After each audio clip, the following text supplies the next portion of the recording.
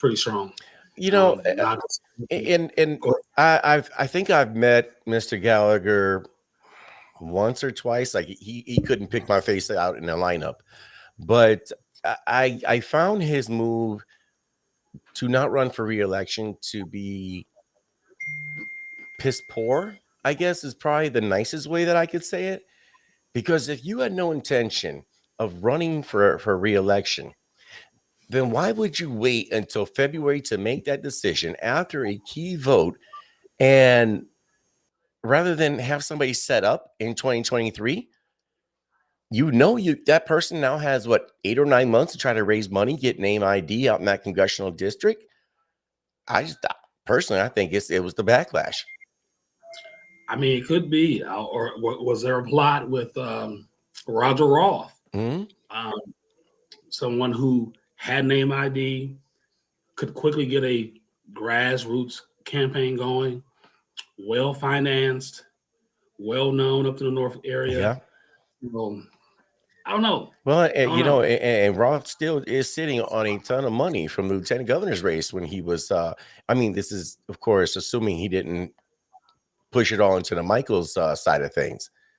So he may well still be sitting on one hell of a war chest there going into this congressional race, because there was speculation back in 22 that Roth had ambitions for federal office.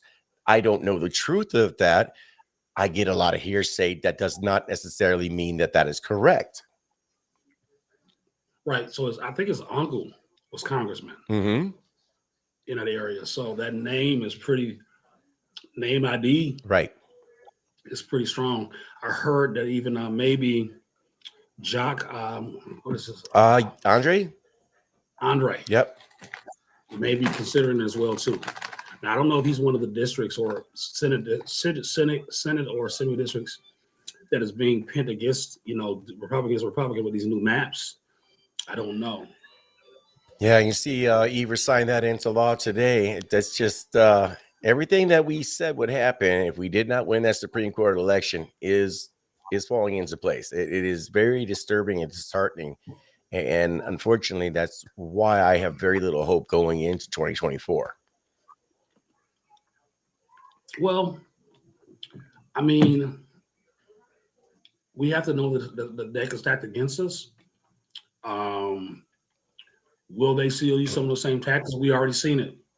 Uh, and I think the state Supreme Court already ruled that partial, um, excuse me, partial witnesses partial witness addresses can be used for absentee ballots. Hmm. It's already starting. Like, what's a partial signature? What does that mean? Whether you took a It is glance, I mean, what are we doing here? either it's filled out correctly or it isn't. So now you can put in half an address or have a fake name. What is partial? What does that mean? Right. You don't know where you live. You're witnessing a person. I just they've already started this kind of shenanigans already. Well, and unfortunately, I think this is a byproduct of what happened during 2020, where, where are the prosecutions? Where are the trials? Where are the things for, there have been a few voter fraud cases that have been prosecuted. Eric Tony, most notably prosecuted a few folks out there in the Fond du Lac County area, but you didn't have any of the prosecutions from the people of the nursing homes that were, essentially coercing people that with diminished capacity. Huge problem with that, you know. Uh, Ballot harvesting, well, it's not quite legal, but yet it's not. We can put that aside for a moment, but you have voting in the park and everything again, and nothing done for that. Well, I think that one was ruled they can't do. But again, who's enforcing that? Right. Who's enforcing it? Who knows where all these ballots came from? And they dump them into county clerk's office or the city clerk's office. Again, um, you know, I'm for this initiative to be a poll watcher, Hmm. um, but I would rather have someone working in the clerk's office watching the desk, Sure. from open to close to watch for any huge amounts of ballots being shipped in through UPS or through whatever. Like, wait a minute, let's look at that process. As ballots come in from UPS getting mailed in, how is it being processed? Well, you Who, say UPS. I Is mean, I mean, UPS is UPS or USPS involved in that? Well, obviously with the absentee ballots, yes. yeah. So I mean, I meant to say that as far as who the the post office, Yes. right? Yep. USPS. Let's look at that process. I want to see that aspect of it. I'm a firm believer that I don't think cheating happens in a mass on election day. I witnessed some fraudulent behavior when I Mhm. was a poll watcher in the last election, and Right. I propose to be working the polls today. Unfortunately, I missed the training, so hopefully I'll be ready for the April part of it. Sure. But I want to see the other parts. I want to see how ballots are being mailed in and how it's being processed. That part of it, you know. Um, Again, I was told this maybe 7, 8 years ago. The cheating don't happen on election day. The cheating happened in the mail. You know, and that's crazy because there's so many people.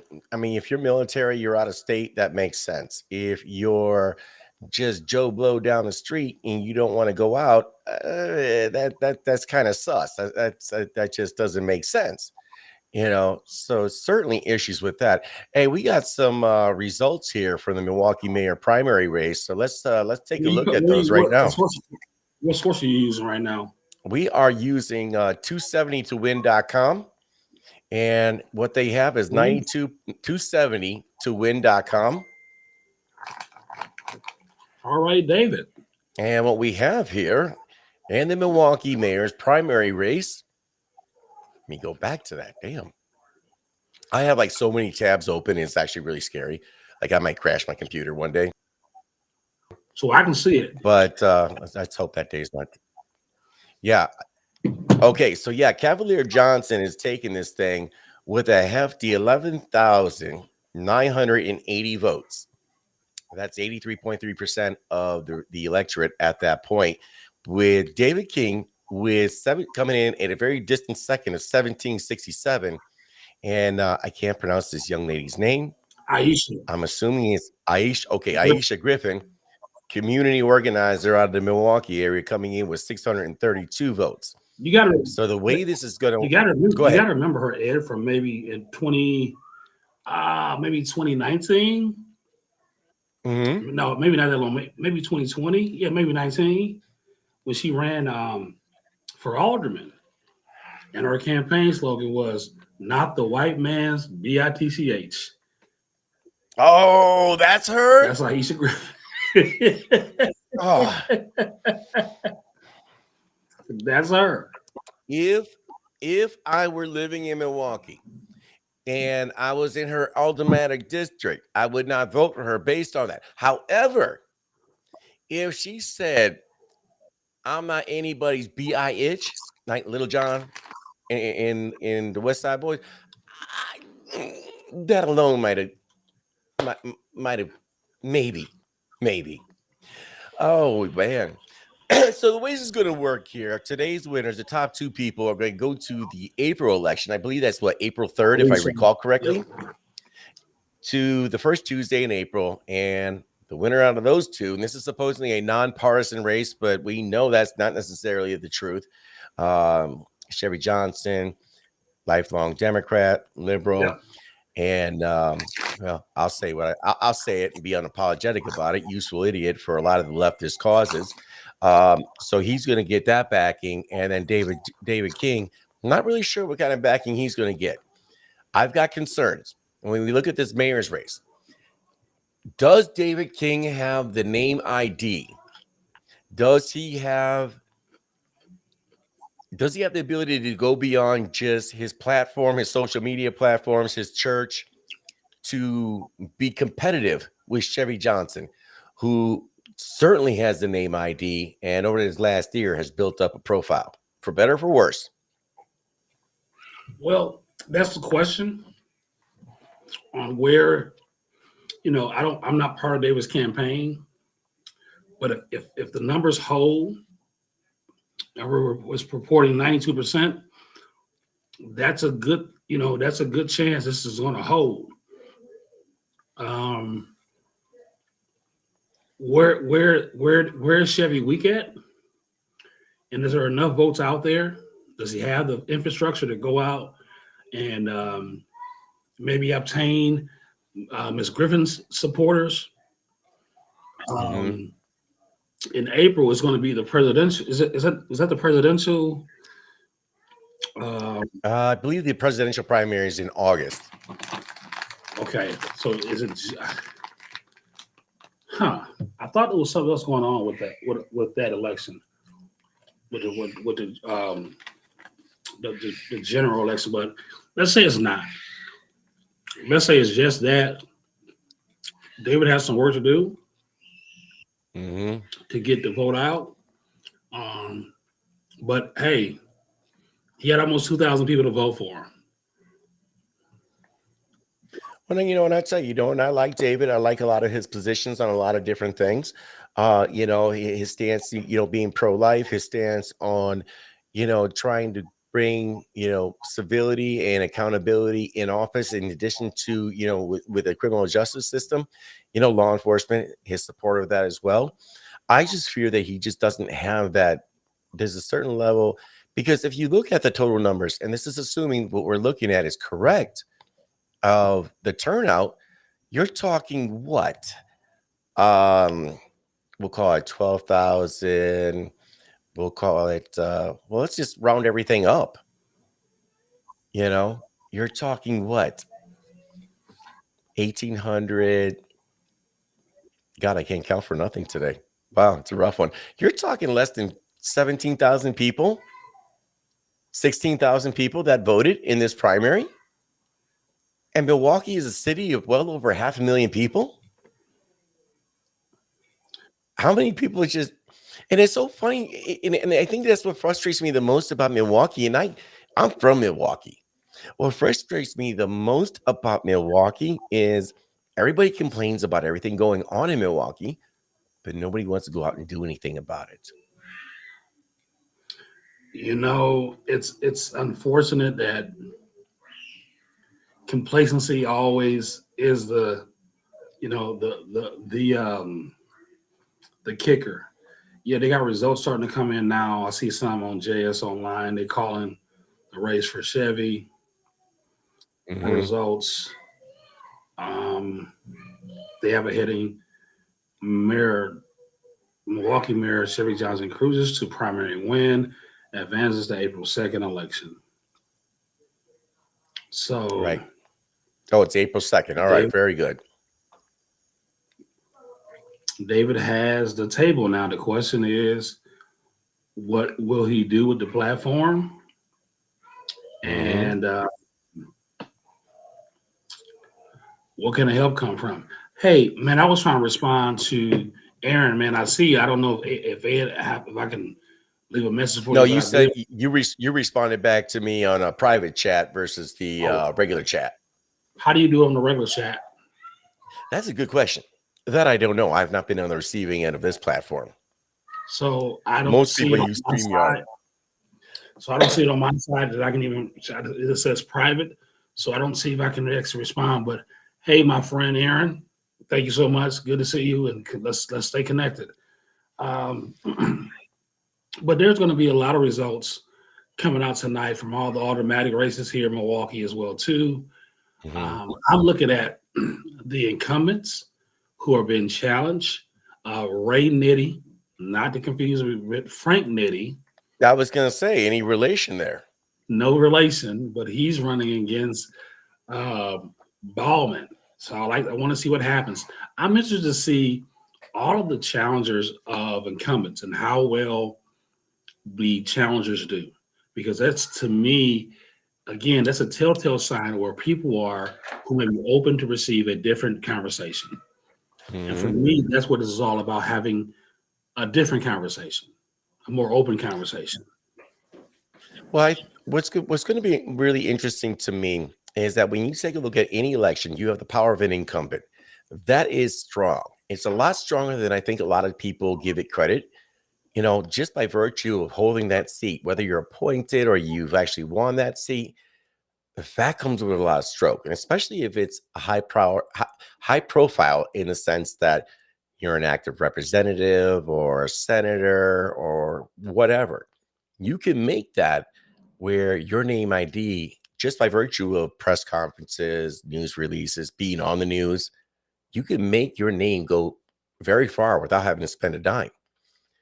So to come in against an incumbent, I think it's going to be part of the theme this year, because I do believe that there's going to be a lot of people that are going to run against Republican incumbents, people that are considered to be quote unquote rhinos.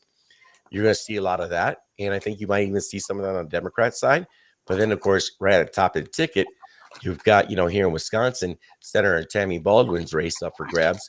And then, of course, Joe Biden, his seat being up for grabs. For me, I want to see healthy dialogue happen. David has a platform now. If the numbers hold, looks pretty strong. What will he do with his platform moving forward for the next, month and a half? Yeah, essentially.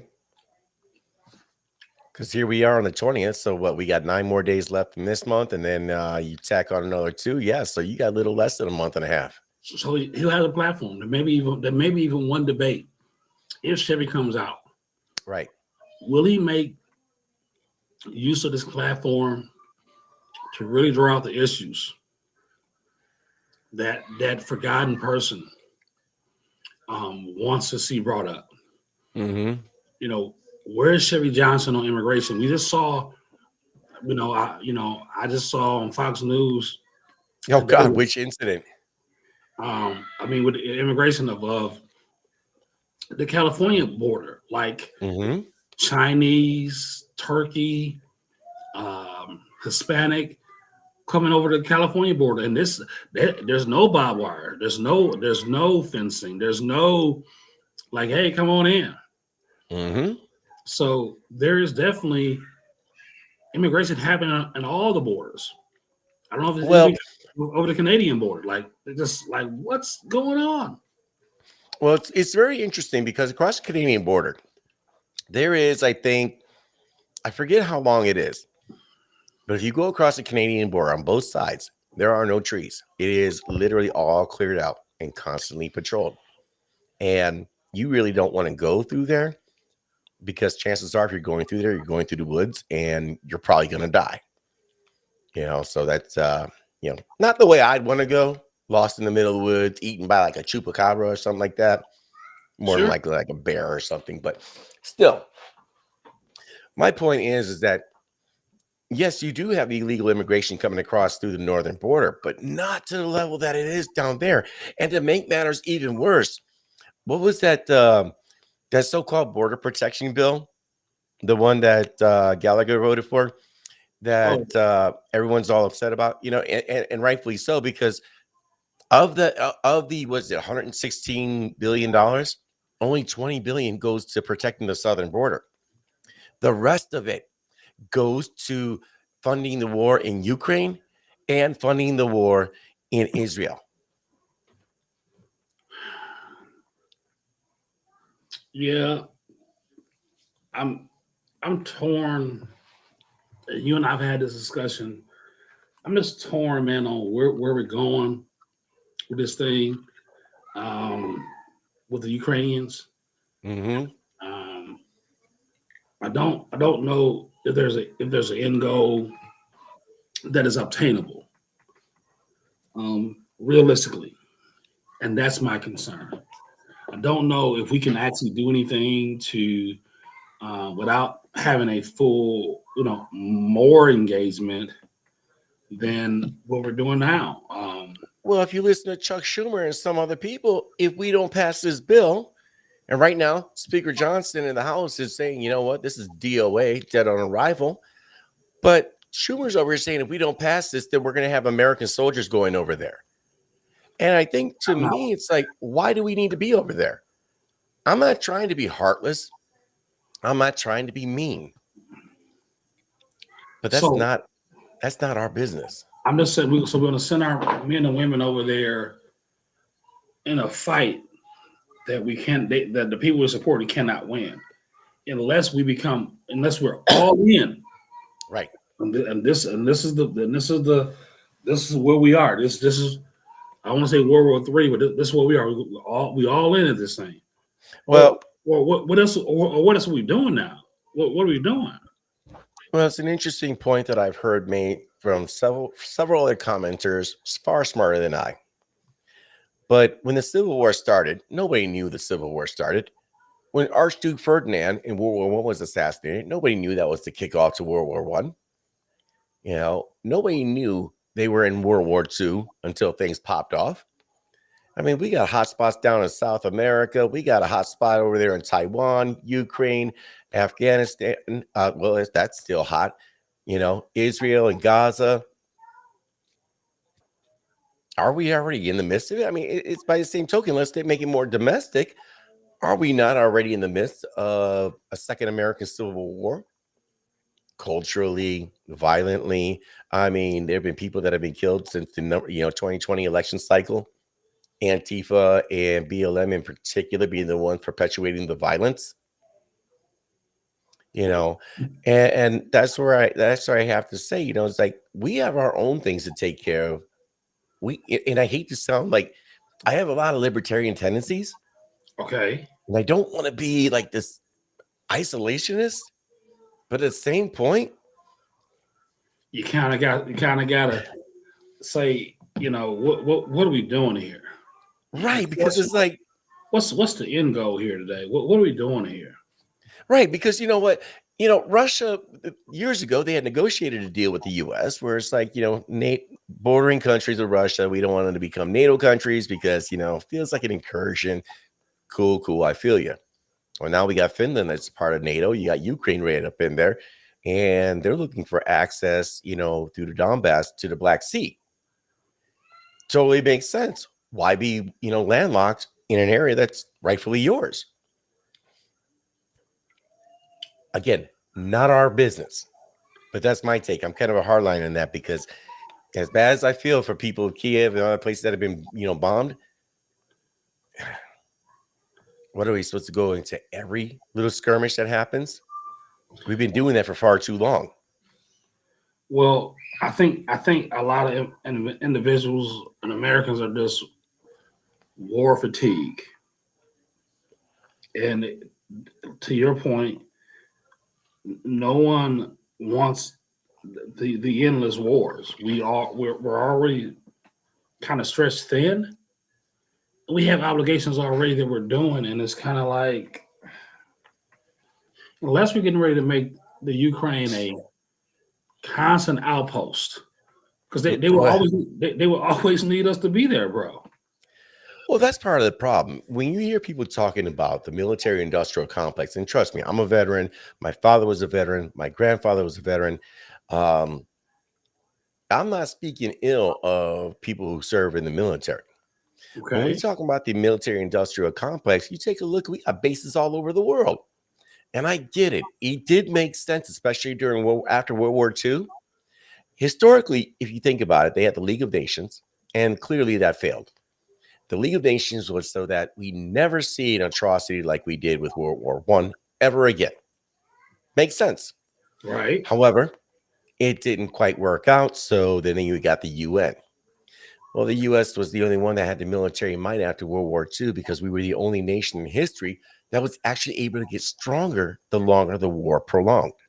We were looking at, 4 years, 41 to 45? Fine.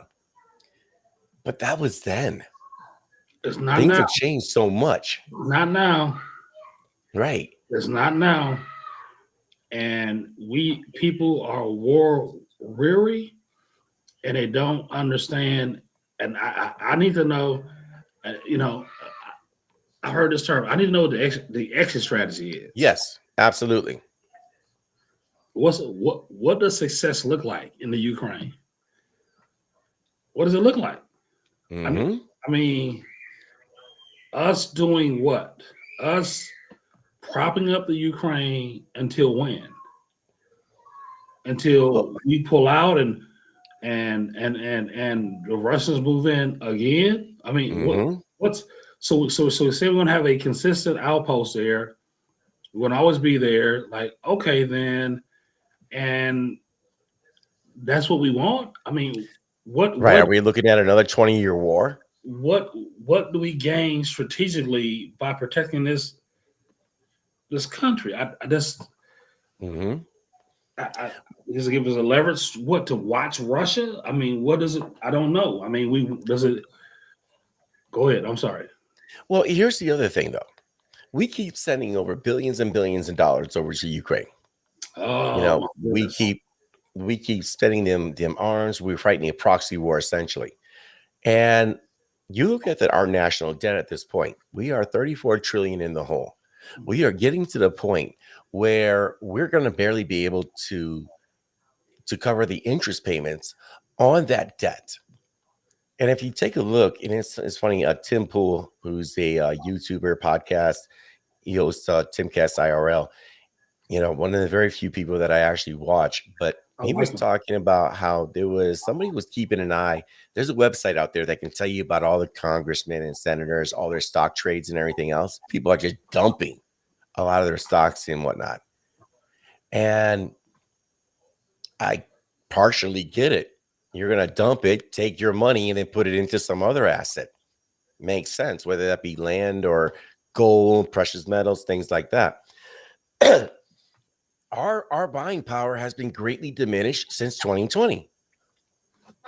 You know, actually, our buying power has been diminished since the housing market in '08 when they kept printing stimulus money. But the more they keep printing, sending it off to foreign lands, only to reinforce the petrodollar, it weakens our buying power. And it's so funny because they say inflation's down to 3.4. No, unemployment's down to 3.4. Inflation is down, what was it, to 3.7. But here's where the voodoo math comes into play. You can say inflation has gone down that much, and it's easy to do that if you eliminate food, housing, and I forget the other metric, but there's three very, very important ones that they take out of the equation. So yes, you can make the numbers to be anything you want if you take the highest ones that are hit. So the more we keep funding these places, the more we keep printing money. And as you guys know, I'm big into cryptocurrencies. Last year, spring, Bitcoin, $15,000 to $16,000 per token. Today, right around $52,000 per token, with a projected end of year to 100,000 to 125, going into 2025 with a forecast of close to 200,000 per token. Bitcoin being a store of value, if I had cash like that and I want to be a hedge against inflation, I know what I'd be doing. That, precious metals, real estate. But again,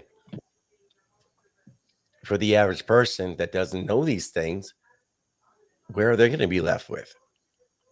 Holding the bag, trying to get, a $25 Happy Meal because our dollar keeps being diminished.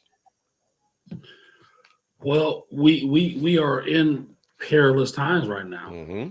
and I know you're going to support Trump. Oh, He's yeah. a nominee, you know, and I get that you may not, like every move he makes, but at this point, we're going. He has to be. I mean, just look at what is going on around us, man. It's just lawfare. Um, We'll talk about that this here in a second. But go ahead. Keep going with your thing. but we this is what we have left on the table. And I would say I've listened to Jay Weber and also Dan O'Donnell here locally in Milwaukee. They were Ron DeSantis supporters. They just thought he could win more and come with less baggage. And they have accepted the fact that the people have spoken and that's not where they're going. And I'll be even honest, their rhetoric about Trump's downfalls has tapped back somewhat because this is what we are. Um, I had a chance to be on some platforms, and individuals are still talking about, who profess themselves to be conservative leaning, profess they sound like a bunch of liberals talking about Trump got 91 charges and he gonna be found guilty of something with Braggs. And I'm like, I mean, we do know that everything that happens to Trump, it is all propped up. And even the New York governor comes out and say, "Hey, businesses in New York, you don't have to worry about what happened to Trump because you guys are running businesses right." We Right. had a really obscure piece of law that we've never used before just to get him. But everybody else, we promise Scouts honor, whatever how the code goes, how you do it, Scouts Three honor. fingers. We'll Three fingers. we'll never do it against you again. Nobody. Well, okay, let's go. Let's go to that. Let's go to that because the trial was about he overvalued his properties or his businesses, Stop and it. it was funny because there was no trial. There was no trial that convicted him, and it was funny because, and I'll say the individual's name you're talking about if you want. If you don't, I won't because I'm more than willing to go toe to toe with them on it because I'll tear it apart. You I know, don't care about because there was no trial. He was not found guilty on anything in the state of New York for supposedly overvaluing. Because and here's how it works. I say my business or my property is worth X. The local municipality, village, township, city, whatever, they're like, okay, we'll bring an assessor out there and then we'll come to a determination. No, your property is not worth X. It is worth Y. Now, Y could be less, Y could be more. Now, it is in their best interest that they come to a happy median. So that way, when they do Mhm. borrow against, because most business people will borrow against their properties, that's how they get, funding. Robert Kiyosaki is big on that. You know, he's a billionaire, but he has billions in debt because he's always, loaning against his properties. Fine. Everybody does that. Every big business person does that. Hell, you can go to a Kroger, a Pick and Save, a Piggly Wiggly. They all do it. So to just arbitrarily say that you're guilty of that and then go forward with this sham trial just for the penalties is political, as with everything being thrown against it. Now, this individual that we're talking about here, and let me clarify this too. I don't want to just single him out because there are a lot of people, supposed conservatives, Republicans, never Trumpers, that are talking about how, well, you know what? Trump's got all these charges. Something must be up. Where there's smoke, there's fire. Normally, yes, that would be the case. However, if we're being honest about this, it's not. Everybody knows that this was the plan. Everybody knows that they wanted to take every single dollar, every single resource from Trump and his campaign to prevent him from running an effective campaign in 2024. Exactly. And so when you take a look, and you don't even have to do a deep dive, it's on the surface. These are all garbage charges. So to sit there and say, well, he's got 91 charges, that tells me you didn't even bother taking a look underneath the charges and why they were there. I'm not Trump's biggest fan. As a matter of fact, when I vote for him in the primary and in the general, I'm going to do so holding my nose. However, I do like his policies. And I think if reelected, we can get that once again. Well, hold your nose and open your wallet. How about that? You Because know hopefully what? I'm all about that. Yes, I can open my wallet. hopefully it's coming back to you. What did DJ Quick say? What did he say? If it don't make dollars, it don't make sense. Oh, well, then there you have it. I'm with you. I think it's the cringe part. Like when we take a look at something like this here, people shelling out thousands of dollars for a limited edition Trump. Good night, baby boy. Love you. Gold sneakers. And it was funny because the other day he makes a stop. I think it was like in Pennsylvania to some sneaker convention.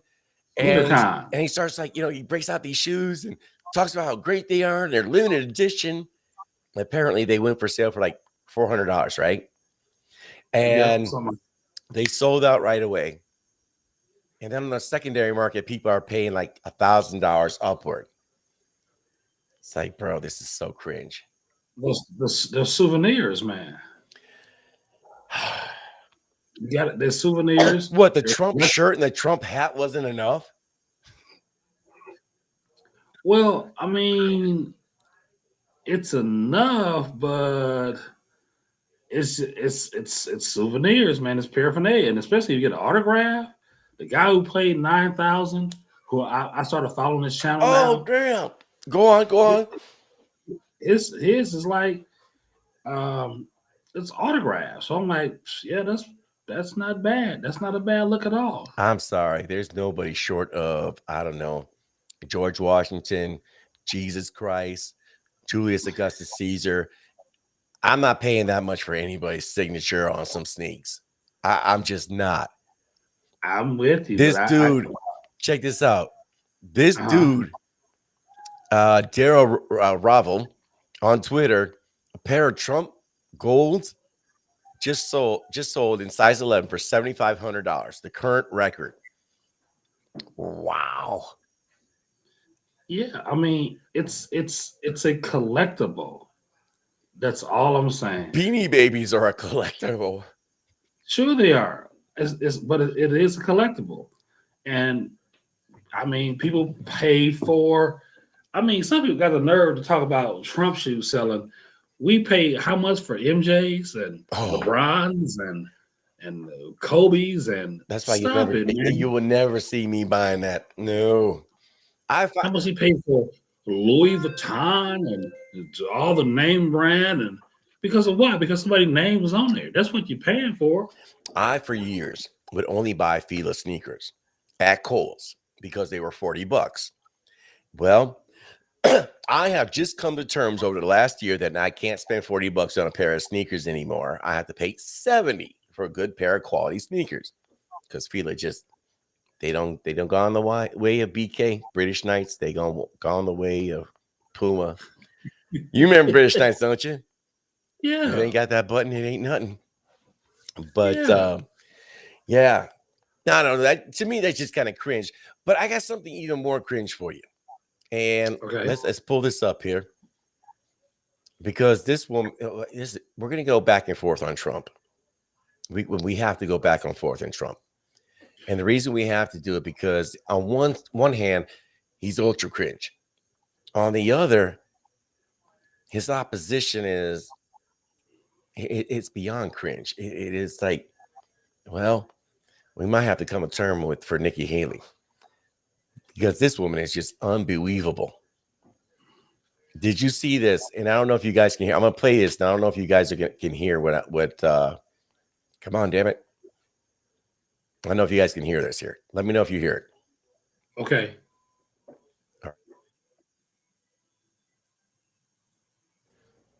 All right, it's not playing. Anyway, so apparently Nikki Haley came out today and she said that, she isn't going anywhere. And I'm going to read this article here. This is from NewYorkTimes.com. And no, I am not going to spend $1 a week for 6 months. Thank you very much. She has said as much behind closed doors and at fundraisers, reiterating it in recent news media appearances, but made the promise on the stump in front of audiences. Ms. Haley ended up saying today, I feel no need to kiss the ring, pledging to continue her pursuit in the 2024 Republican presidential nomination beyond Saturday's primary in South Carolina, her home state. I have no fear of Trump's retribution. I'm not looking for anything from him. My own political future is of zero concern. She describes herself as David taking on Goliath. She says she was fighting not only for someone bigger than herself, but also for something bigger than herself. She argued that while other members of her party have given into her mentality and fallen in line behind the former president, she would not. She noted how publicly they now embrace Trump, but privately dread him, that they were too afraid to speak up despite knowing he has been a disaster for the party. She said Americans deserve a choice and not a Soviet-style election where there's only one candidate and he gets 99% of the vote. We don't anoint kings in this country. We have elections, and Donald Trump, of all people, should know we don't rig elections. So let me just stop there for a second. I am so sick and tired of people saying We don't anoint. We don't appoint. We don't do X, Y, and Z. And I know when it came to Trump, there's a lot of people who just say, he's the front runner, blah, blah, blah. That's it. It's over. You even said so much. I took Yep, more of I the have. position. He needs to earn it. As long as the primary is there, let it run its course. But whether it's on the federal level, whether it's on the state, especially if it's on the state level, I am so sick and tired of these people, especially as they sit there and bash RPW. Now, you can make a lot of criticism about RPW. Fair enough.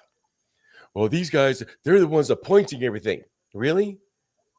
They're what, 14, 15 people on the payroll? I don't think they're appointing very much. It's like there's supervillains in the back room with cigars and stuff. I don't think so. But anyway, Nikki Haley refuses to get out, which is amazing to me. Shout out to Kelly Ray. What's going on? Wisconsin girl here too. No idea what Nikki's on. As Tim Scott said, I don't know either. Don't know what she on. So let me ask this question. Nikki Haley is clearly raising a lot of money, and good on her.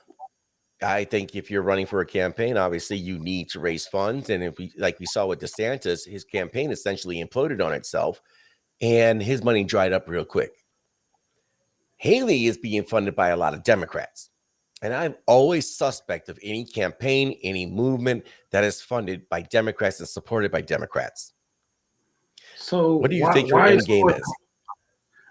I mean, why would Democrats support a Republican? They're not happy with Joe Biden? Well, if they think no matter if Joe Biden can run against a ham sandwich, and a ham sandwich will probably win this time. I'm just asking, why is she not? Why are they funding a Republican? I mean, the enemy of my enemy is my friend. She's more considered to be the establishment candidate. She's more to be the person to go along to get along. That's like asking the question, why are so many Democrat organizations funding the recall Voss race? That cause. Well, politics makes for very strange bedfellows, and the enemy of my enemy is my friend. That's a good question. There again, I just don't. I mean, you got to see through it. They're not voting for you in the end. No, they're not. As a matter of fact, I think it was during the New Hampshire primary. There was a gentleman who was being interviewed. I think he was one of the 6 people that was one of the first counties to vote in New Hampshire. And it was interesting because they are all Democrats. They all vote Democrat, but they all voted in the Republican primary, and they voted for Nikki Haley. And when asked, would you vote for Nikki Haley in the general election? No. Who'd you vote for? Biden. Oh. Didn't even wait a second. Okay, well then what we doing? We're just doing, the Rush Limbaugh, campaign. Operation Chaos. That's all we're doing. Okay. As long as we know what it is. Ed, you keep talking. I'm going to give me a snack right back. I'm going to give me some. Oh, we got snacky snacks up in this joint. All right. So let's check out some comments up in this joint here, and then we'll go more into the whole Nikki Haley bit. But yes, let's give a shout out here first and foremost. We got Aaron Kleinman. How you doing tonight, brother? Good to see you on here. Do I think Tammy Baldwin's beatable? And I'm going to throw your comments up here one by one. Yes, I do think she is beatable. And the problem is that you mentioned just connect these 3 Democrats to Biden's policies, inflation from 4 years ago to now, and Biden's foreign policies, as well as the need for a safer America. Excellent points. The problem that I see here with what you're putting out here is these are the same people that are going to believe that when the Biden people talk about, well, this is the best economy we've ever had. As a matter of fact, there have been a few economists that have come out and said that people, and I think it was Janet Yellen in particular, that said that Americans are doing better today than they were in 2019. This is one of the biggest lies that's being perpetuated by any Democrat, anybody left of center, any liberal out there. Because if you take a look at year-over-year inflation and you keep in things like fuel, food, housing costs, you find that inflation is in the double digits still. It is not in the 3s that they keep talking about. So even though they see the shock, the sticker shock when they go to the grocery stores, when they start talking about how they can't afford houses or the rent is too damn high. I don't know if you guys remember that guy out of New York City. They're still going to buy the talking points.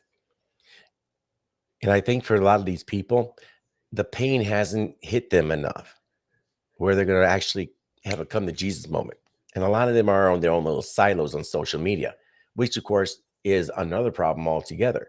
They're stuck in their silos. They refuse to look at any resources, any type of information that is outside their particular narrative, their normalcy bias. See, the way I look at news sources and everything, I don't just look for conservative news outlets. As a matter of fact, I try to avoid conservative news outlets simply for the fact that I know most conservative news outlets, they fit into my normalcy bias, my worldview. I look for liberal and moderate news sources, and then I do my own critical thinking, which I highly encourage everyone to do. Let's see here. We got brother Gary Russet here. What's going on, brother? Good to see you here. Check him out, gjrbonline.com. Kelly Ray, we gave you a shout out tonight, but let's give you one more here. Trump or Bust 2024. And how are we doing? It is phenomenal. Kelly put this out here. She's in Milwaukee County, which is god awful. It is. And I don't know why y'all got them damn scooters. I was in Milwaukee a bunch of times over this last year, and I'm still trying to figure out. And it's funny because they don't have scooters like in well, they do have some in Bayview, but not like, in Oklahoma or anything like that. They got scooters like on the south side, the north side. Scooters just hanging out like at strip clubs. It is just weird. Anyway, originally from Dane County, I'd love to link up with you. My friend sent me this link, and I'm interested in the conversation. Well, you are more than welcome to jump on this chat if you want, because we always welcome any and all into the conversation. Now, ladies and gentlemen, boys and girls, children of all ages, we are joined here with Orlando Owens tonight. Brother had to go get him a snacky snack. Got a couple of chewables. I mean, I said that wrong. He said chewables. Little snacks. That's all. I said that way. So let me ask you this here, man. Let me ask you this. And this is totally unrelated. Okay. You losing some weight? I am. How much you down? I don't know. Okay. I can see it in the face, bro. I can see it in the face. Okay. But for those of you guys don't know, Orlando and I have been doing this thing back and forth for the last couple of years, weight loss journeys. And about a year and a half ago, I went on a carnivore diet, and I was weighing in at 317. And today, well, at my lowest, I was at 225. I'm about 235 now. And like I said, I've been on a carnivore diet, laxed up a little bit in the last few months, but, keep my cardio up, keep, weight training. And Orlando, you've been on that same journey. Man, I've been trying to stay in the gym. I got a part-time job now, which throws off my workout a little bit. But I'm in the gym at least two or three times a week and running. And just using the cardio machines, not any weights, but just cardio, and also a little intermittent fasting, cutting back on the carbs I can, trying to limit how much bread I eat, but I still love a good peanut butter and jelly sandwich. Man, I tell you, man, that bread is a Man, if I do eat bread, I try to eat wheat. Or a wrap. So I've been eating like wraps for lunch. Right. I eat some sandwich meat for lunch.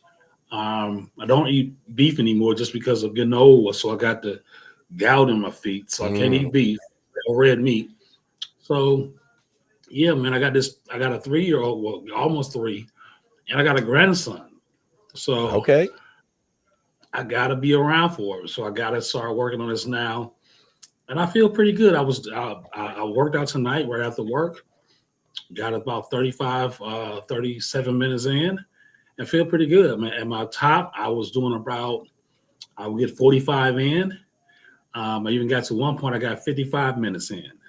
But, I think it's just being consistent, right? Being consistent doing it and just being consistent with my diet. I still eat some things I shouldn't eat. Probably drink some things I shouldn't drink because I still I love a good Mountain Dew. Oh yeah. 2 jobs. I got a little. I'm not a coffee drinker, so but yeah, I'm trying. And I think it's so interesting if there are things that if we have the resources we have today, even just 10 years ago, man, life would be so different indeed. But let's get back to Nikki Haley because, 8 months ain't very long and actually farther less considering August is around the corner. I personally think she's going to get her ass handed to her in the South Carolina primary, embarrassed in her home state. Saturday? I think it's this weekend. This weekend? Yeah, I mean, that's a hard sell afterwards. Like, what do you tell donors afterwards? Like, yeah, I lost my home sale by somebody who's more popular than me. That's a hard sell. I just don't, I know that she had this press conference today, and I was wondering, like, okay, because everybody was like, well, she must be getting ready to announce she's getting out. Oh no, she makes the announcement that she's in it. I'm like, so why even have the press conference? Now I get it. She wants to be part of the news cycle because the news hadn't been really covering her at all. It's been Biden and Trump. So she's trying to get in somehow. So I don't know. It's a desperate attempt. And so you watched it. Well, I think that the problem I have here is like there's being desperate, and I'm going to probably piss off a bunch of feminists over here, but there's being desperate, like I'm willing to do anything, and then there's like being a pick-me girl, where it's like not only are you willing to do anything, but you're willing to do anything that like is morally questionable by like even the scum of the earth. And I just feel like at this point, Nikki Haley is just trying to be a pick-me. And it's like, who are you? Well, number one, who's really backing you? That's a conservative, that's a Republican. And I don't count the never Trumpers because, that's what's that group? The Lincoln Project group and stuff like that. I don't count people like that. Right. I see a lot of people on a daily basis, and I have not seen one person say, that damn Nikki Haley, man, that's my girl. That's my girl. I want her to get me into another war. I don't know what the hell she's talking about and why she's using a fake name, but you know what? That's my girl. You just stop it. Credit to Vivek for actually using his birth name. I said what I said. Hell, credit to Obama for using his real name. Wow. I said what I said. You did say what you said. When the Haley people come here to Wisconsin, they're not even gonna look at me. I'm okay with that. They don't really probably. I'm okay. You get the press releases. Oh yes. Is she coming to Wisconsin? I'm sure at some point. When's Wisconsin's primary? Wisconsin presidential. If I can spell, Hooked on Phonics did not work for me. Primary date. Yeah. Are you serious? And it's funny because U.S. primary dates. Wisconsin Court of Appeals president, April 2nd. Well, now, why did I not know that? Tuesday, April 2nd is the Wisconsin primary for president. And then the 13th is for the U.S. House. The U.S. Senate is on the 13th. That's the 13th of August. I'm sorry. Well, this is news. So 2 hours ago. Congress, U.S. Senate, Wisconsin Senate, their primaries are August 13th. Presidential primary here in Wisconsin is April 2nd. Kelly mentioned the 20th. Breaking news. Kelly, if you got a source on that, hit me up with that. What do we got? Breaking news? 2 hours ago, Mark Jefferson is going to be stepping down next month. From RPW? From RPW. Ooh. Republican Party Wisconsin Executive Director Mark Jefferson will be stepping down next month. shaking up the state party leadership just months before the next presidential and party national convention in Milwaukee.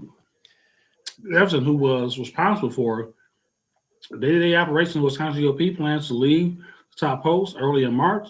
He told Milwaukee Journal Sentinel on Tuesday he will stay in Wisconsin, but it remains to be seen whether he'll continue to work in politics. I've enjoyed my time in this area, so to speak, so to speak, but it's time. Jefferson said in the interview, there's a lot of talented people who are able to fulfill leadership roles in the party. I've enjoyed my time here, but it's time for me to move on and allow some new talent to take leadership in the role. Jefferson departs. Jefferson's departure, however, comes during the big moment of the Wisconsin Republican Party. Republican Party convention is set to be placed in Milwaukee on July 15th through the 18th. Republicans on Tuesday officially launched their Senate campaign. Democrats have involved in November, a race to determine the balance of the state Senate. Republican National Committee is also expected to make a leadership change with the impending departure of Chairman Rhonda McDaniel as soon as this month. But party officials have downplayed the potential impact on Milwaukee's convention. Still, Jefferson dismissed questions about his departure impact on the state party leadership in the upcoming election.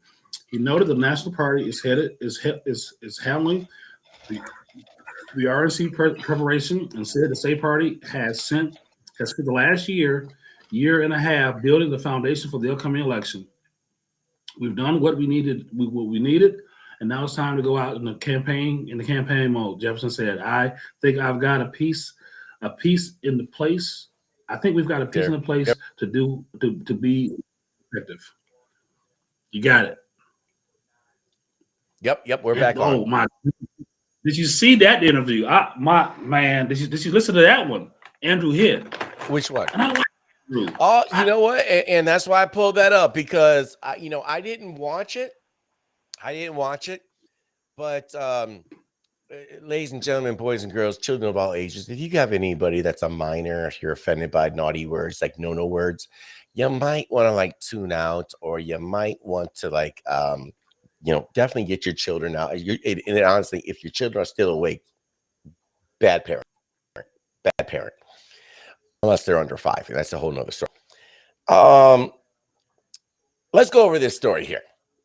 Very important. Andrew Hitt was at one point the chairman for the Republican Party of Wisconsin. He was the chairman before Paul Farrell. So Brian Schimming is the current chairman, Paul Farrell right before that. Then it was Andrew Hitt. Do I have that correct? Say it one more time. Hitt was before Farrell. He was. Okay.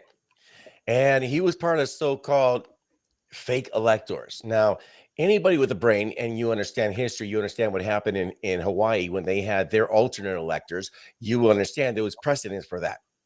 Okay.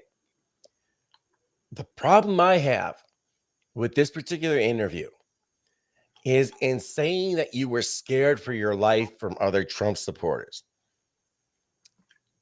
Could you be any more bitch made? I said what I said. Now I know this is good. And it's so funny because there's so many people that call me establishment. But how many times have I been like a buzzsaw through the so-called establishment? And I'm sorry, when you take a stand based on principle on the onset, and then all of a sudden there's some blowback, now you have a problem? Here, let's go over the article. This is from The Hill, originally from 60 Minutes. The former chair of the Wisconsin Republican Party on Sunday said that he was tricked into signing documents alleging then President Trump won the 2020 election as part of the state's fake electoral scheme. Now, keep in mind, a lot of this verbiage was written, well, The Hill maybe not so much, but you go to other sources, they will use fake elector without the quotes. Andrew Hitt told Andrew Anderson Cooper in 60 Minutes interview that he was advised by the state's GOP legal counsel to sign the documents as a contingency in case the Trump campaign's legal cases against Wisconsin's election integrity succeeded. Okay. Wouldn't it make sense to do that? Because if you don't do it in a timely fashion, you wouldn't have standing when yours gets challenged eventually. But I digress. And by the way, I am not a lawyer. I do not give legal advice. I just simply give you my take. Hitt said he wasn't comfortable with Trump campaign attempts to toss out votes in Wisconsin and that he didn't believe the legal claims of widespread voter fraud. Then why the hell did you do it? Orlando, before I go further, your take. You know, I like Andrew, and I just don't know what was gained here, and what was the value in this. I just don't know. I just don't know. I mean, he didn't really have to do this interview anymore. He was able to, I guess, he may be part of the people who are still dealing with this illegally. I don't know if this is part of his defense. I don't know. I just don't know why even do this. I mean, yeah, and I like Andrew, so I don't know. To me, it was Again. All right, there we go. Tony Evers is still pushing this idea that there should be criminal penalties for these alternate electors. And I think it's interesting because in every presidential election cycle, there are people in Congress, as they certify the election, that object to the other party. Nobody's calling them, calling criminal charges for them. And I understand different electors versus, sort of ratifying the vote, but the two are back to one another. Yep, and he felt pressure to do it. I don't know. Well, let's go to this here. Let's go to this. He says that we got specific advice from our lawyers that these documents were meaningless unless the court said they had meaning. Okay, all documents are meaningless unless a court says they have meaning. All right. I mean, I could write a will right now on paper and it doesn't mean anything unless the court says it has some meaning. He added that he felt pressure into signing the documents, fearful that he would be responsible in the situation that Trump won the suit and the electors were not prepared. It was not a safe time, he said. If my lawyer is right, and the whole reason Trump loses Wisconsin is because of me, I will be scared to death. If I knew what I know now, I wouldn't have done it. It was kept from us that there was an alternate scheme, an alternate motive.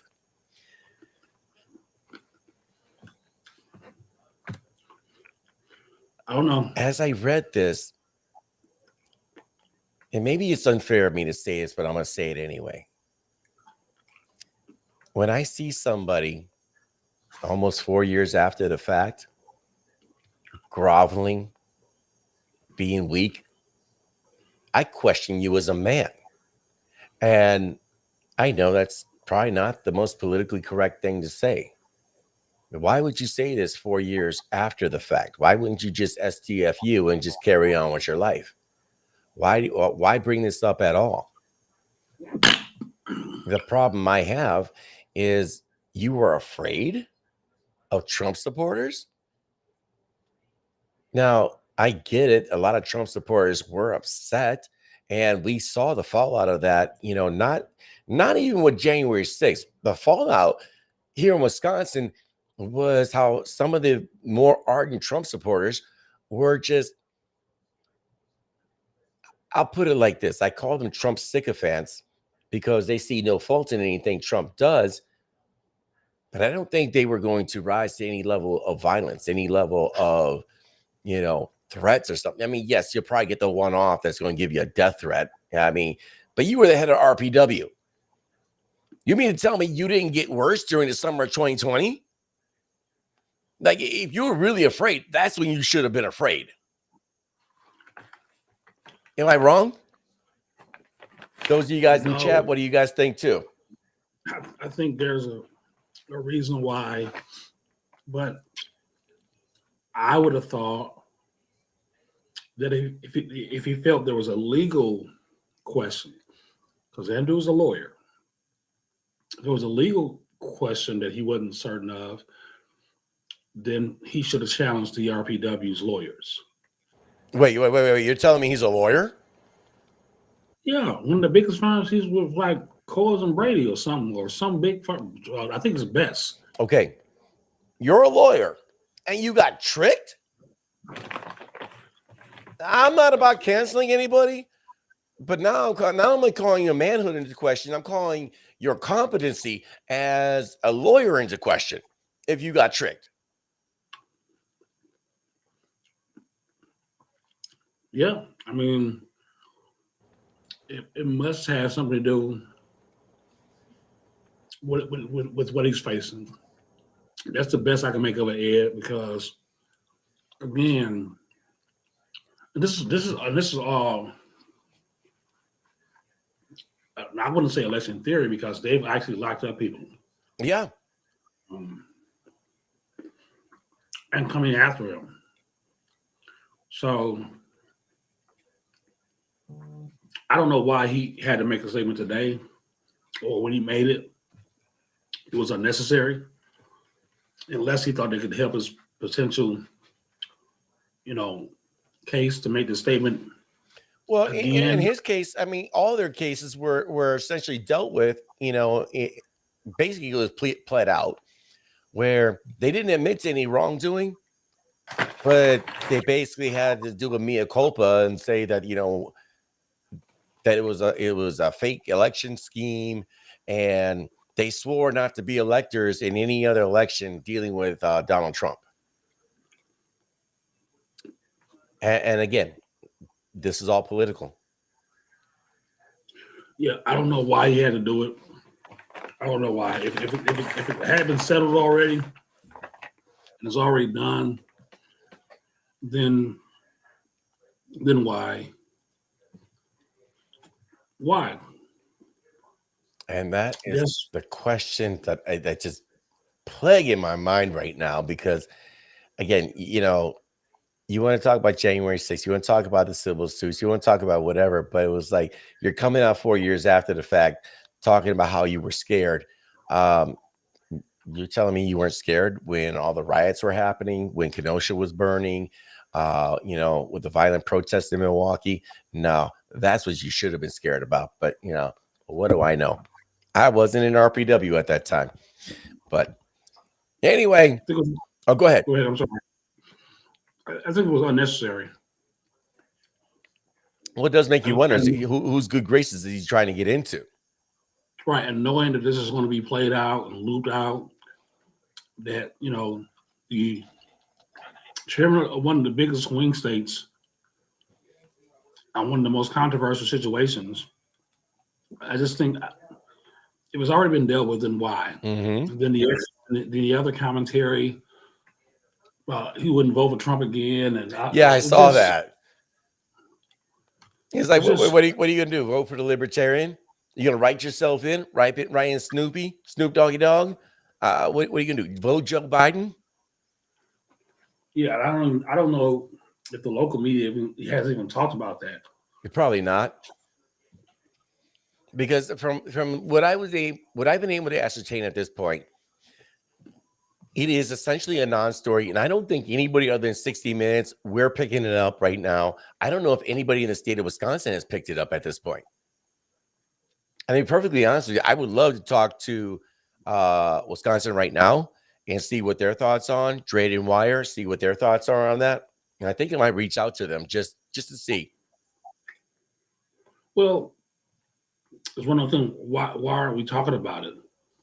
Or why aren't we having a discussion like, I'll tell you why.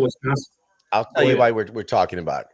Because for an individual like Andrew Hitt, he obviously was connected enough to become the chairman of RPW. That means he's connected enough to, could he help? Let's just say that he decides to go a different route. Does he give more credence, more of a foothold for the Lincoln Project and other groups like that, the Charlie Sykeses of the world? Is he doing this for his own self-preservation? Is he the one Republican who is backing Nikki Haley? You know, these are the questions that go through my mind as it relates to that, because it's very easy to dismiss a story like this, but it's also very easy back in what 20, I think it was six, no, it was 2014 when I was talking about Antifa, and everybody was just laughing about them and just calling them cucks and soy boys and you know dudes getting pegged. Yeah, that may all be true, but clearly Antifa learned violence really quick, and they became an issue going into 2016 and beyond. And so Yeah, I've man. learned early not to dismiss anything like that. You know, it might seem like a non-story, but there's more to it here. So with 98%, 98.6% reporting, David King will advance Well, I'll with be damn. 1,948 votes to Wow. Chevy Jackson 12,949. Okay. The current incumbent, and these won't make any hill of beans for you because you don't live in Milwaukee, but it looks like wow, there is an open seat. It looks like hmm, there's an open seat in the Milwaukee Common Council number District 7. I think that's with Khalif Rainey. And it looks like Jessica Curry and DeAndre Jackson will move on. I know Kenneth Hughes, and Mm-hmm. he this is interesting. Um, there's some interesting results coming out. Deanna Alexander, oh my lord, she's only wins by 10 votes, and she's moving forward, but she's only winning by 10. Is that enough to go to recall? She goes to the next round. Oh, okay. So you can't Or force a recall in a primary there because it's the top two, right? right, you mean a recount? Yeah, recall. Yeah, excuse me. My apologies there. So yeah, this is the runoff. She's winning by 10 with 100% of the precincts representing. She won with 536 votes. The next person behind her received 524 votes, and then the third person had 158 votes. Mary Marty Hagedorn. I don't know what that. I don't know if he's related to Judge Hagedorn. Then they have these school board races in Cudahy, Franklin, Germantown, Greendale. Hmm. That's what's going to be. These school boards are going to be like the new, battleground. So I'm interested to hear some of the analysis that come out. So David moves on.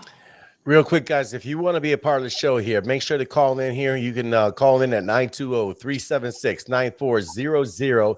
That is the line to call in if you want to be a part of this show. And Man, let's call David.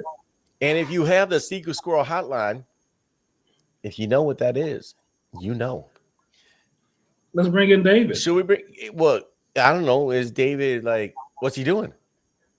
He's probably celebrating. He might be willing to take a phone call. Well, okay. Before we do that, I want to get to this here, and we definitely got to get into the U.S. Senate mess here. Did you see that there was a poll that came out, and Trump is listed in the best presidents ever? Trump is number 45. Last 45 out of 45. 45 right? out of 40. Oh, well, he'd be 46 out of 46. Yeah. Let's be clear. By a liberal publication, though. Let's just be clear. Well, okay. Let's also be clear about this too. So I'm looking at the countdown now. If Biden is 46, right? He's the 46th president. Now I'm assuming that's correct. Like I went to a public school. I went to school at MPS. So my English teacher mathed me. So Lincoln being 1, FDR being 2. By the way, anybody who thinks FDR should be in the top 10, not only do you not know history, you don't know economics, and you should be slapped repeatedly. I said what I said. Washington, Roosevelt, Jefferson made sense. Obama's at number 7. I probably would have put him in the 20s. He wasn't a horrible president, but he wasn't great. And why isn't Clinton in the top 10? I'm just saying. No, I mean, Clinton, was all about negotiation, the deal with Newt Gingrich. I mean, you want to talk about the 90s were the apex of American civilization. I said what I said there too. Well, but Biden is number 16 in the list. No, 14. He's number 14 in the list. And by the way, 14 in the list, that puts him 2 above Reagan. Okay. Now, you have to ask yourself, why are these numbers so messed up? Because the poll that they did for this, and it came from a group called the Presidential Greatness. Let me get it where it is here. The Presidential Greatness Project. They polled 154 academics. You know, the cats that know better than you and I. Yeah. Make it make sense, people.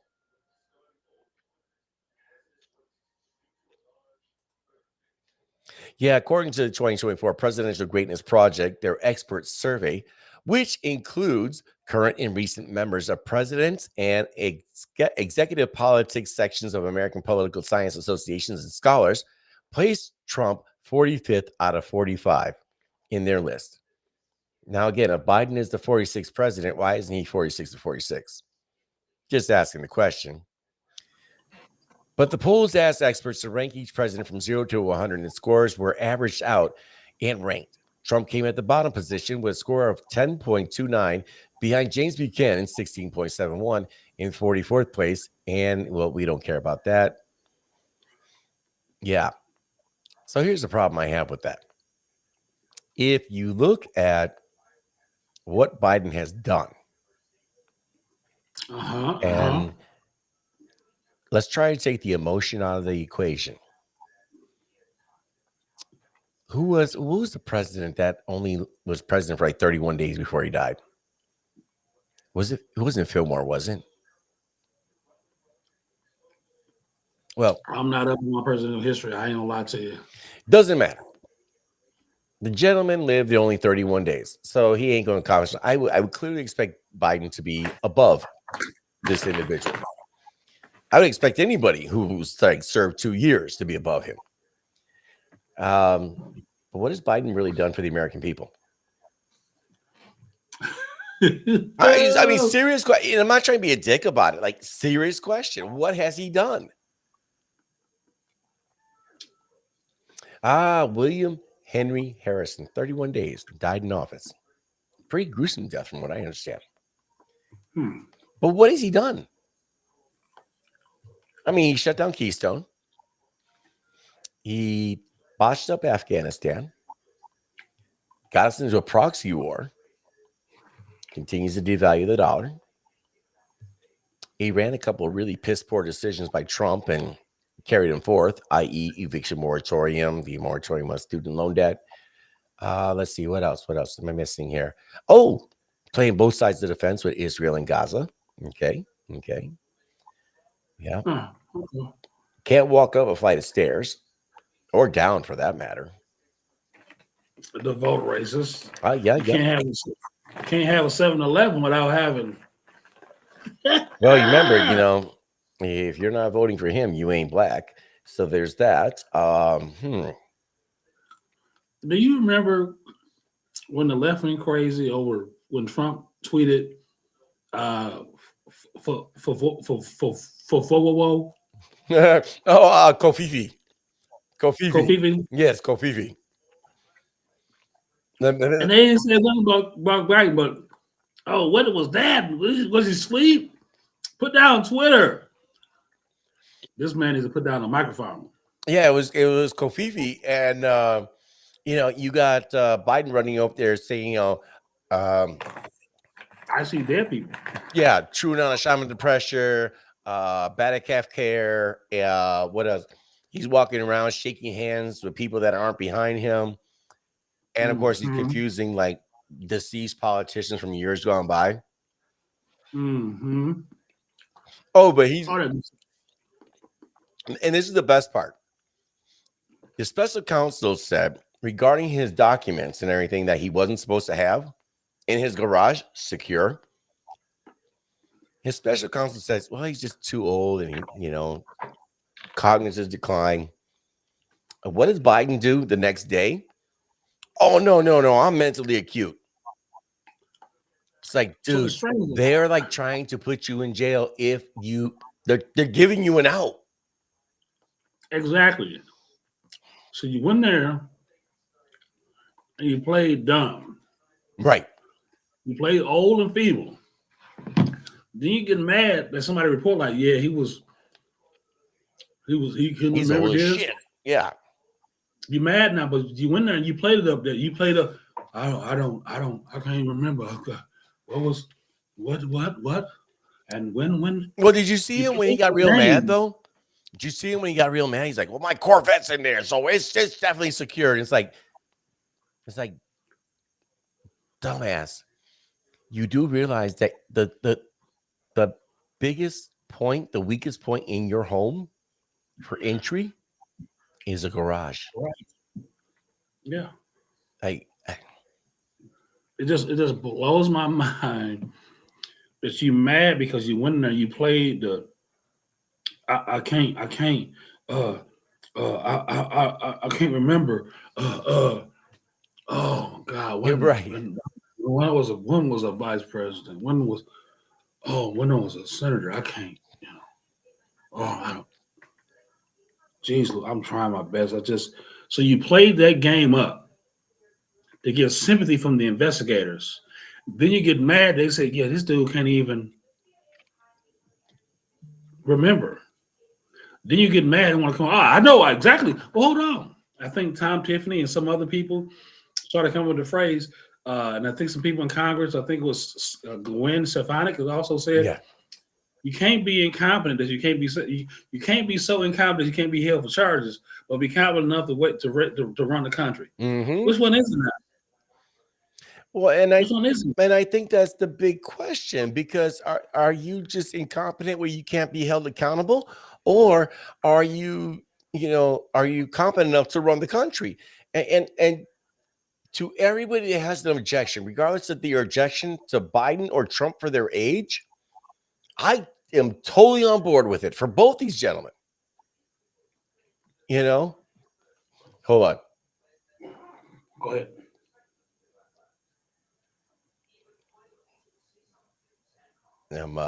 I'm texting David here. Okay. So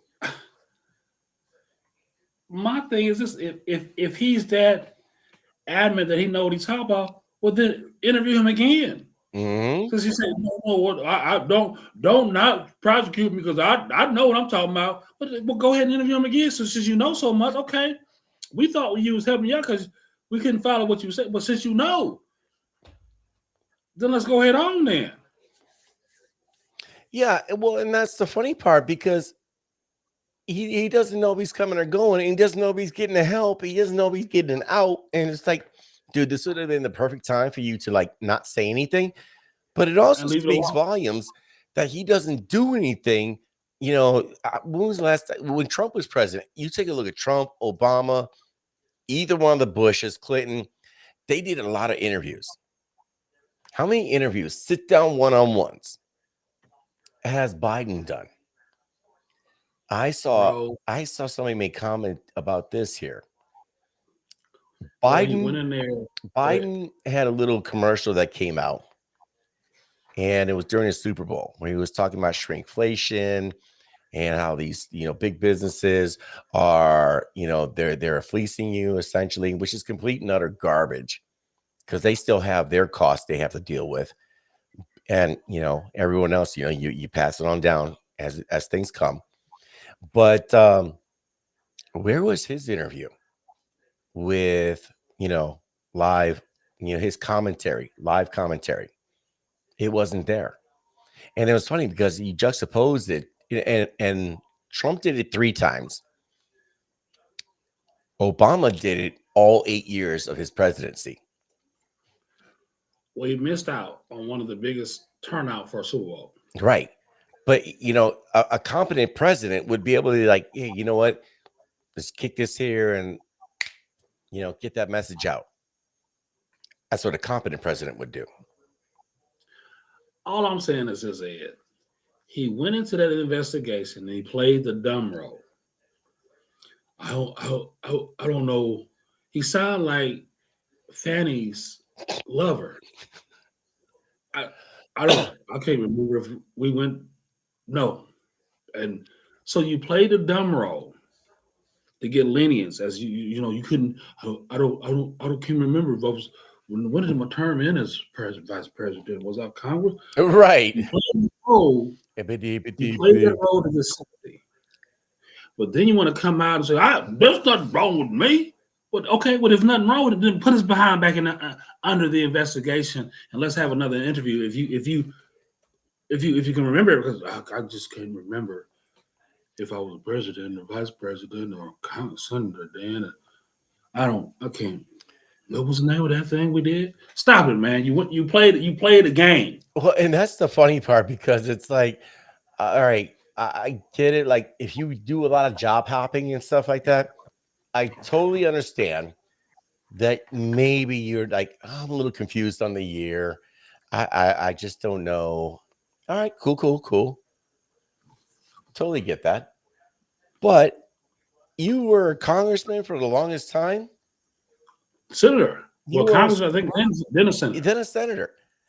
Like, how do you confuse that? Like, I get maybe you may not have the year down, but you being a senator, you being a congressman, like, you should know that. And then you don't know when you became the vice president. I don't. When did we? Crazy Uncle Joe. I'm using the Joe Biden whisper. He's just muttering stuff under his breath. We're going to have David King on here in just a moment. I just sent him an email here. So when did I? What's that? Let me do it again, Ed. When did I? I love sniffing hair. When did I? When did we turn? Easy there, Corn Pop. Was it hair on my leg that stood up? Like, yeah. How come we never heard anything from Corn Pop? Yeah, Corn Pop, you should come to the president's defense. You could be a famous man, Corn Pop, Cornflake. Not crackle and pop there. I've known a lot of shady people over the years, but I've never known one person to name himself after a cereal. But Cornflake, yeah, corny, something's flaky. All right. I'm just saying, bro, you're mad because the act you put on got you the break you wanted from being further prosecuted, and had the nerve to be mad about it. Nothing wrong with me. Oh, okay. Well, put his goofy behind on the trial then on the stand, and so everybody can see him muttering and stumbling. I can't remember if I was. I'm Joe Biden. I'll take you to the back. We'll have a fight. Well, and again, that you're at that time in your 70s, and you're threatening people. Like, are you serious? I think it's a hustle, bro. Oh, it's a hustle. It's a self-defense mechanism. This is the two-tier system that everybody talks about, how Trump is being treated versus Biden being treated, how just mainstream people who have impactment with the government, with the criminal justice system. Nobody can say, I just can't remember. You got Fanny down in Georgia. Oh, do you see that? That was wild. I keep money. Then you got him saying, I can't remember when we went. I don't recollect when me and Fanny. Then I want to emasculate a black man, but I just say his Peter didn't move right. Huh? That whole You thing said was the just too man. damn. And You said the man couldn't get the. he could But I guess, his that's the only. She sounds as bad as Bill Clinton. I didn't have sexual relations with that woman. So she said I didn't have sex. So you do know intimacy can be more than just that part of it, right? I mean, there's other ways to pleasure you, Miss Fanny. well, here's my The thing. sexual. Here's my thing. If I'm dating a woman, right? Any woman, let's say it's outside my marriage, just for laughs. This is what we're doing. I'm gonna kind of know her name, whether we were doing whatever, hanging out. You tend to know that. You don't say, well, we were just talking. Sure, if physical language was talking, you just anything else just looks really sketchy. Ed, the woman said, "Well, you trying to say we had a relationship?" Now, Yes. we didn't have a relationship because he had a condition. So, Fanny, you do know there's other ways to pleasure people sexually without that, right? But we gonna have to have the basic Right. sexual in class. He could be doing other stuff. You could be doing other stuff to say that y'all still intimate without him doing that piece of it. You do know that, Fanny. But that's he had a condition. But I won't emasculate a black man. You just said the man he couldn't. But so Didn't she say several times, you know, talking about her black father?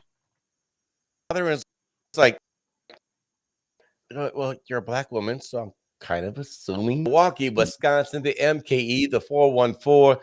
We are joined here with Orlando Owens. And now we're going to bring on here Dr. David D. King. And, well, he's doing some ninja stuff over here. Look at that. Look at that. Ninja superstar. And we're going to talk a little bit about the Milwaukee mayoral race. And before we, as we're waiting for David to come on board here, let's we got a couple cats here running for the Wisconsin primary in the US Senate race. Eric Hovde we jumped in the do. race today. And I'm going to find this list that I have here. We have Eric Hovde, and there's another businessman, that Eric, the article I got here, and I'm not going to pull it up. MSNBC reports, he can pretty much self-fund. I cringed on that one because the last time I heard self-fund, it didn't end well. But we got Kyle Corrigan, Eric Hovde. We got Ranji, and I can't pronounce and I'm probably I owe her such an apology. She's going to shank me. Robert, I'm not going to pronounce it. I'm going to reach out to her. Patrick Schaefer Wick. And then we have Stacey Klein. These are all Republicans running for the U.S. Senate seat for here in Wisconsin against Tammy Baldwin coming up here. And as a matter of fact, I got a tip that Stacey Klein might be reaching out to me soon. So looking forward to that. But these are the people running in the U.S. Senate primary race. And we are joined, hopefully. David, you got some Dollar Tree tech. What's going on, man? David's gonna punch me next time he sees me. He was just there. I did see him. He was He just was just there. there. And I know his tech setup is on point. So he was Well, doing a talk about it Tuesday earlier today. there. Okay. We'll wait for him to kind of because he's on pause over here. So we'll wait for him because I can see his image right now. So right now, you guys, okay, we got the background, but we don't have David. Okay. We're gonna get him. We're gonna get him. Oh well, I think there is a move happening here, Ed Delgado, and I don't know where it's all going, but it seems as if there's an awakening for people to have a deeper dive into the political realm, right? Hmm. They're asking more questions. They're not just going with like what people say. They're asking more questions. You've been part of some of those, candid conversations on Instagram Oh, yes, that sir. we see that there's a desperation out here. I think for truth, a desperation for people to hold on to individuals.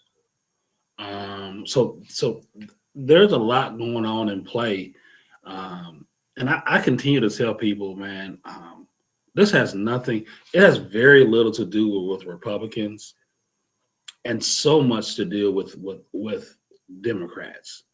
Because Hmm. the common refrain I get from so many liberals is like, well, what are you guys going to do?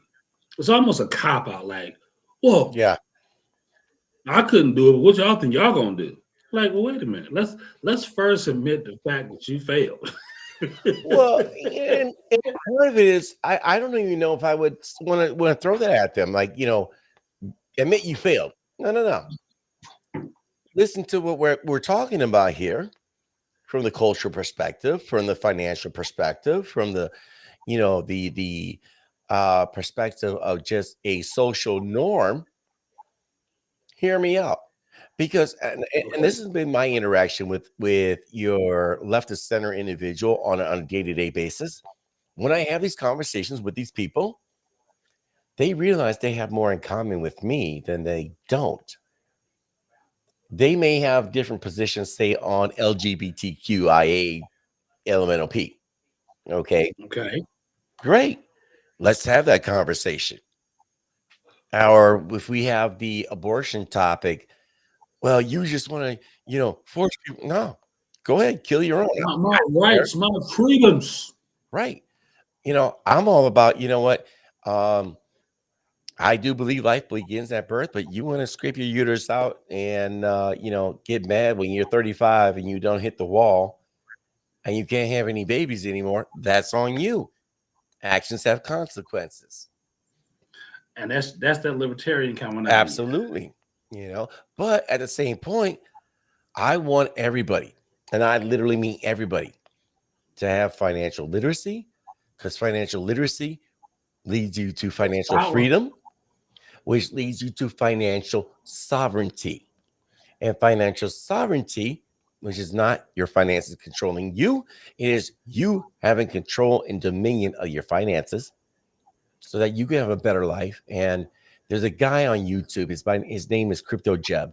And I can't even take credit for the term financial sovereignty. He's a guy he's a Christian. He's very big on speaking about the word.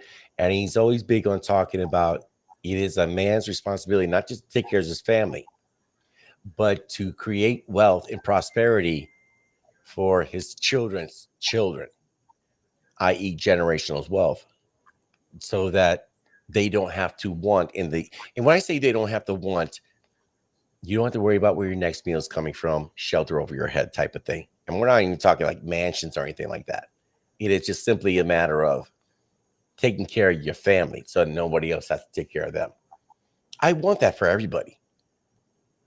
But you know what? If you don't want it, you want to go live whatever life you want to live, by all means, that's you. But don't expect us to bail you out. Yeah, and there's also a biblical concept to your libertarian kind of position. Mhm. Our job as believers is to, plant it and water it, but God does the increase. Like ultimately, man has free will. Right. So should there be some societal norms? I agree. But ultimately, man has free will and free choice to say, well, thank you for giving me the information, but I'm still going to do what I'm Hmm. going to do.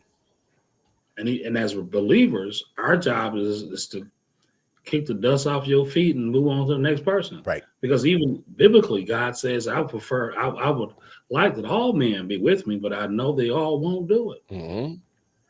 Because some would choose that path and choose a course that will lead them to damnation. So it somewhat aligns with your position on abortion. Like, if that's what you want to do, man, go for it. It's not something I'm gonna do, gonna ever advocate for it, but ultimately, you got to handle that burden. You got to deal, but don't have me pay for it. Don't have me pick up the unfortunate thing that come behind it. But that's what you have to do, right? And I don't know if believers. And I was just talking to a lady the other day about marriage, and marriage itself was never a government term. It's a Right. biblical term, Yep. and we move a biblical term into a circular society. It's a biblical term, and so those who debate should marriage between a man and a woman. Well, that's a biblical term.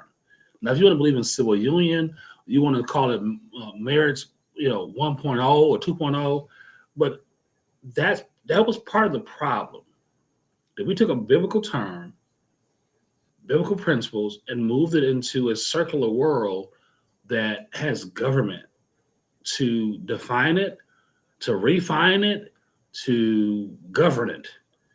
And marriage, as we understand as believers, God governs marriage, Yep. not government.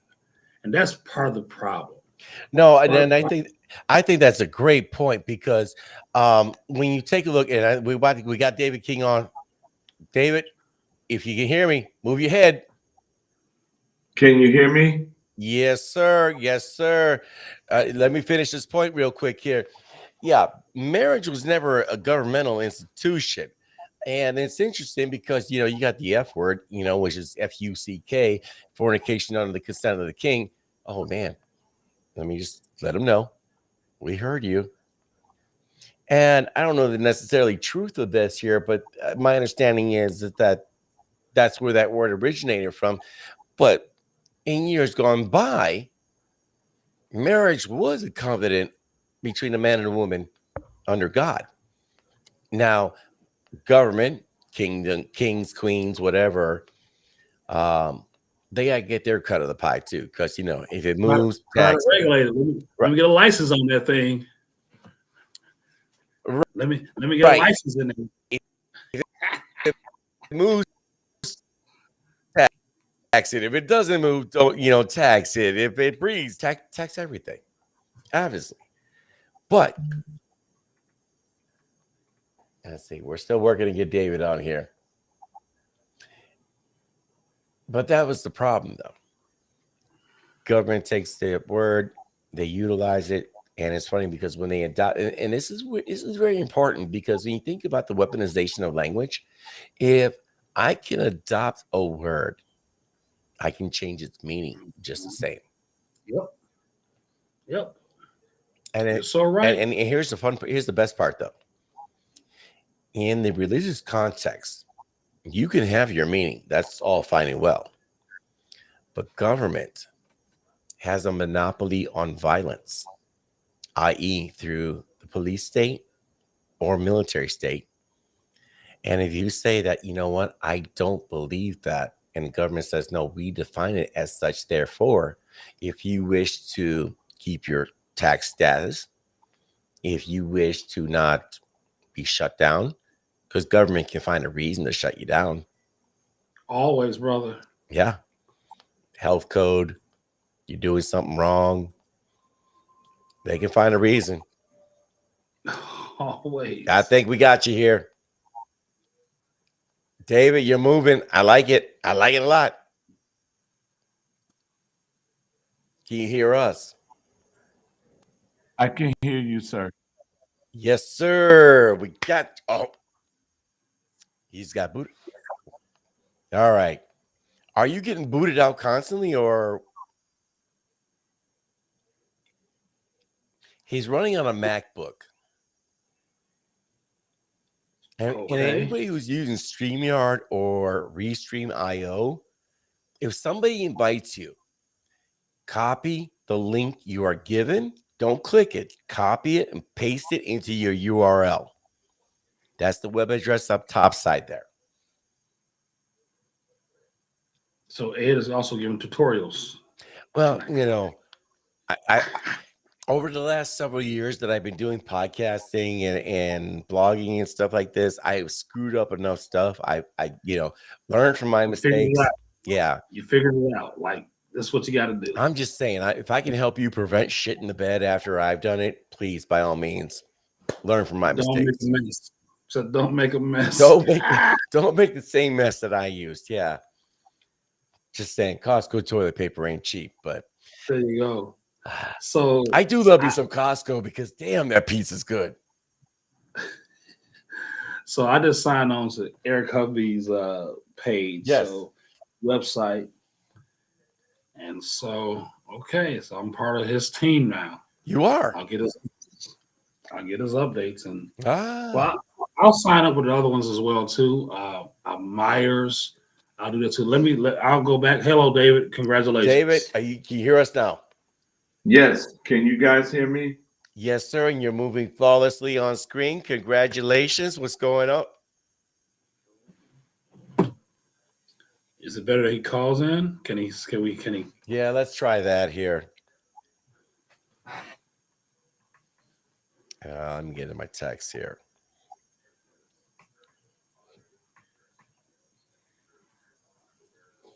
You should try to get Eric Hovde and all those candidates. Oh, I'm gonna get everybody here. I'm gonna reach out to Stacy tomorrow, and Stacy Klein. Yeah, it's about that time, huh? You know, Daddy's got to get things back in point here. Let me get it. You may have a coworker with you, man. If I can come to some of the events, I may meet you at some of them. I don't know. Oh, yes, sir. By the way, ladies and gentlemen, on the 24th of this month here, we've got the Waushara County Lincoln Day dinner. It's going to be held at the World War II Memorial in Watoma, Wisconsin. I believe the event is $30 per person if you want to eat, and I will be there. And then Waupaca County Republican Party, they're having their Lincoln dinner, and I want to say it was March 20th. I know I'm getting the day off here. It's roughly about a month later. I do intend on making sure to check that out.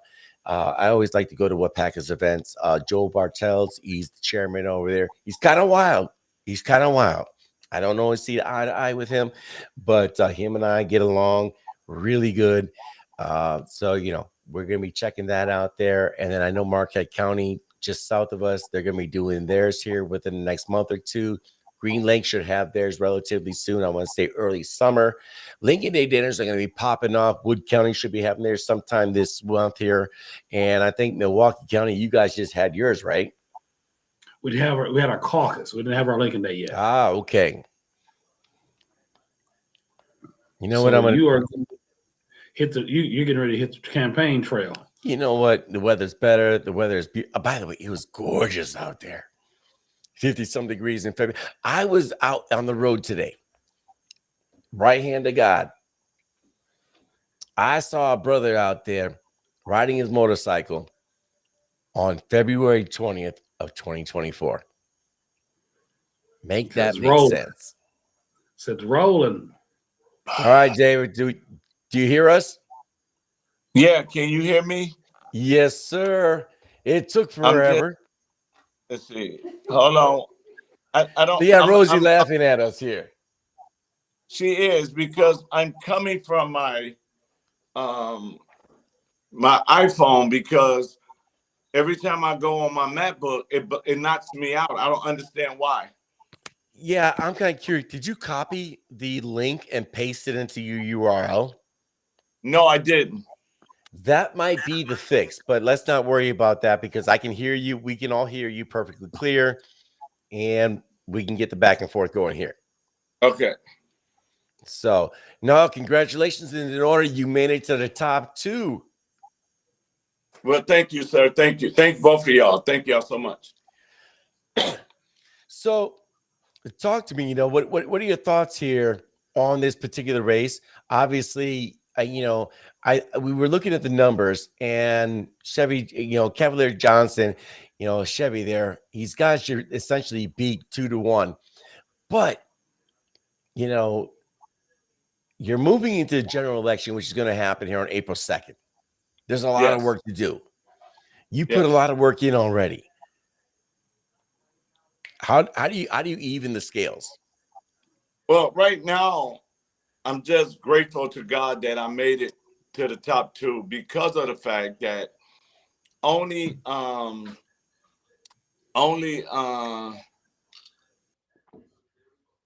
Um, only it wasn't even 20,000 people voted in the primary. Yeah, So we got and I a. apologize for interrupting you, but It wasn't that even. was the point that I was making earlier. Based on the numbers that we are looking at, with 98.6% of the precincts reporting, we have what, 13, Uh-huh. we'll call it 15, 16,000 people. And this is from the jsonline.com. Approximately Right. 16,000 people in a county of over 500,000 people voted. Yes. Wow. And for me, you know, with no mainstream media talking about that there was a primary until today, you Mhm. know, that we was able to make it through. I'm just grateful. So now we know what we up against. We know that more people are going to go out and vote in April than they did tonight. The last mayoral race, it was in 2020, 91,000 people voted for a mayor. So In the city of Milwaukee. in the city of Milwaukee, yes. So we know that we got a battle. I mean, I love the battle. It keeps me hungry. It keeps me thriving. It keeps me sharing my message, my plan, my vision. I think that when we sit down face to face and debate and go to forums and town hall meetings, people will see, not only see, but they will hear and understand that which one of us is for them. Let me ask you this here. Do you think Cavalier Johnson is going to debate you? And I ask this question through the lens of Tim Michaels, because Tim Michaels, when he jumped into the race, the moment he was 1 point above Rebecca Clayfish, he came to the position of, you know what? I don't have to do anything. I'm ahead on the polls. And he skipped the first debate and ended up having a rally down in Lomira, Wisconsin. With such a deficit between first and second, is he even going to entertain that? And if he doesn't, how would you deal with that?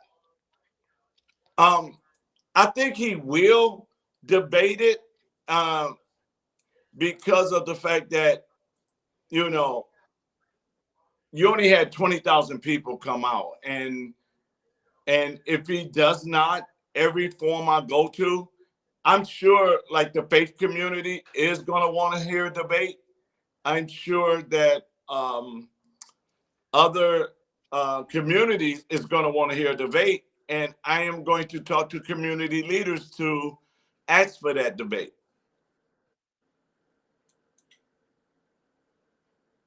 Apologize, I had to put that on mute for a second.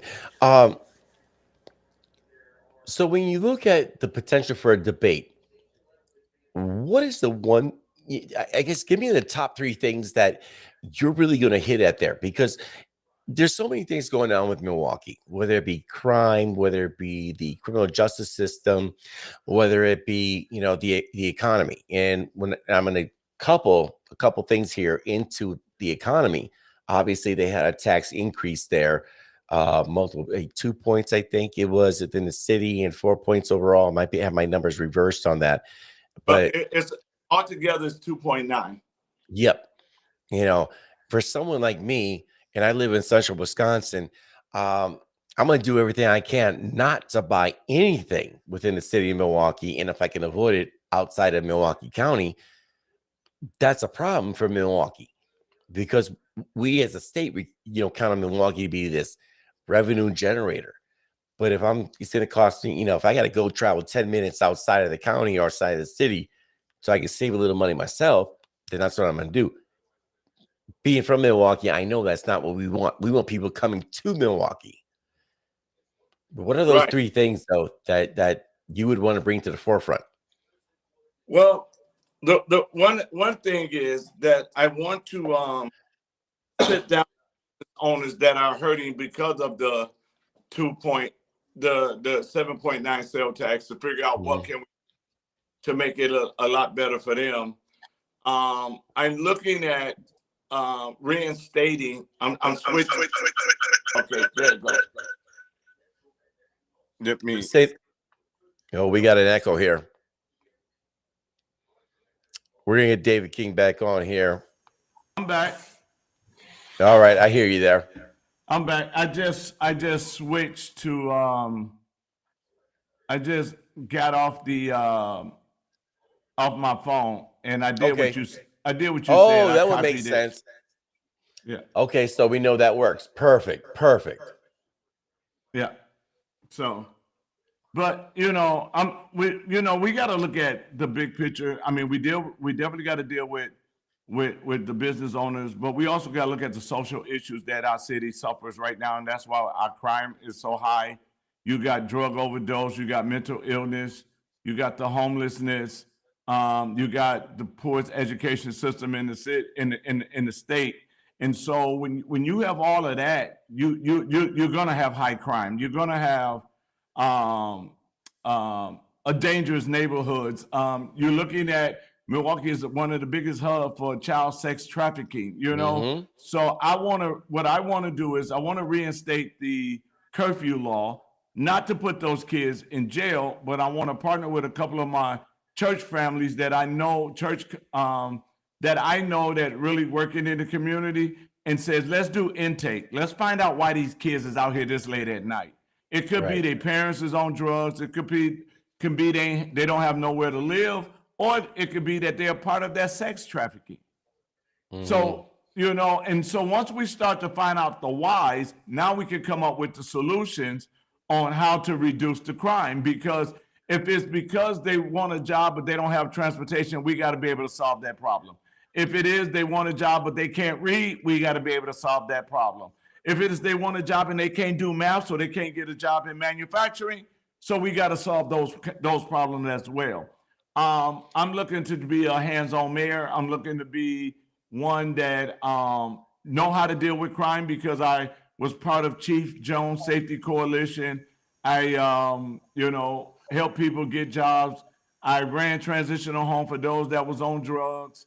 I ran one for single moms. So when it comes to the social issues, I know how to get in there, get my hands dirty. I know what organization from a grassroots level that's really working, that is not getting any money, but they're working, versus the ones who's getting the money and ain't doing anything. So I apologize. I just got to ask this question here because you threw out a lot of really good meat here.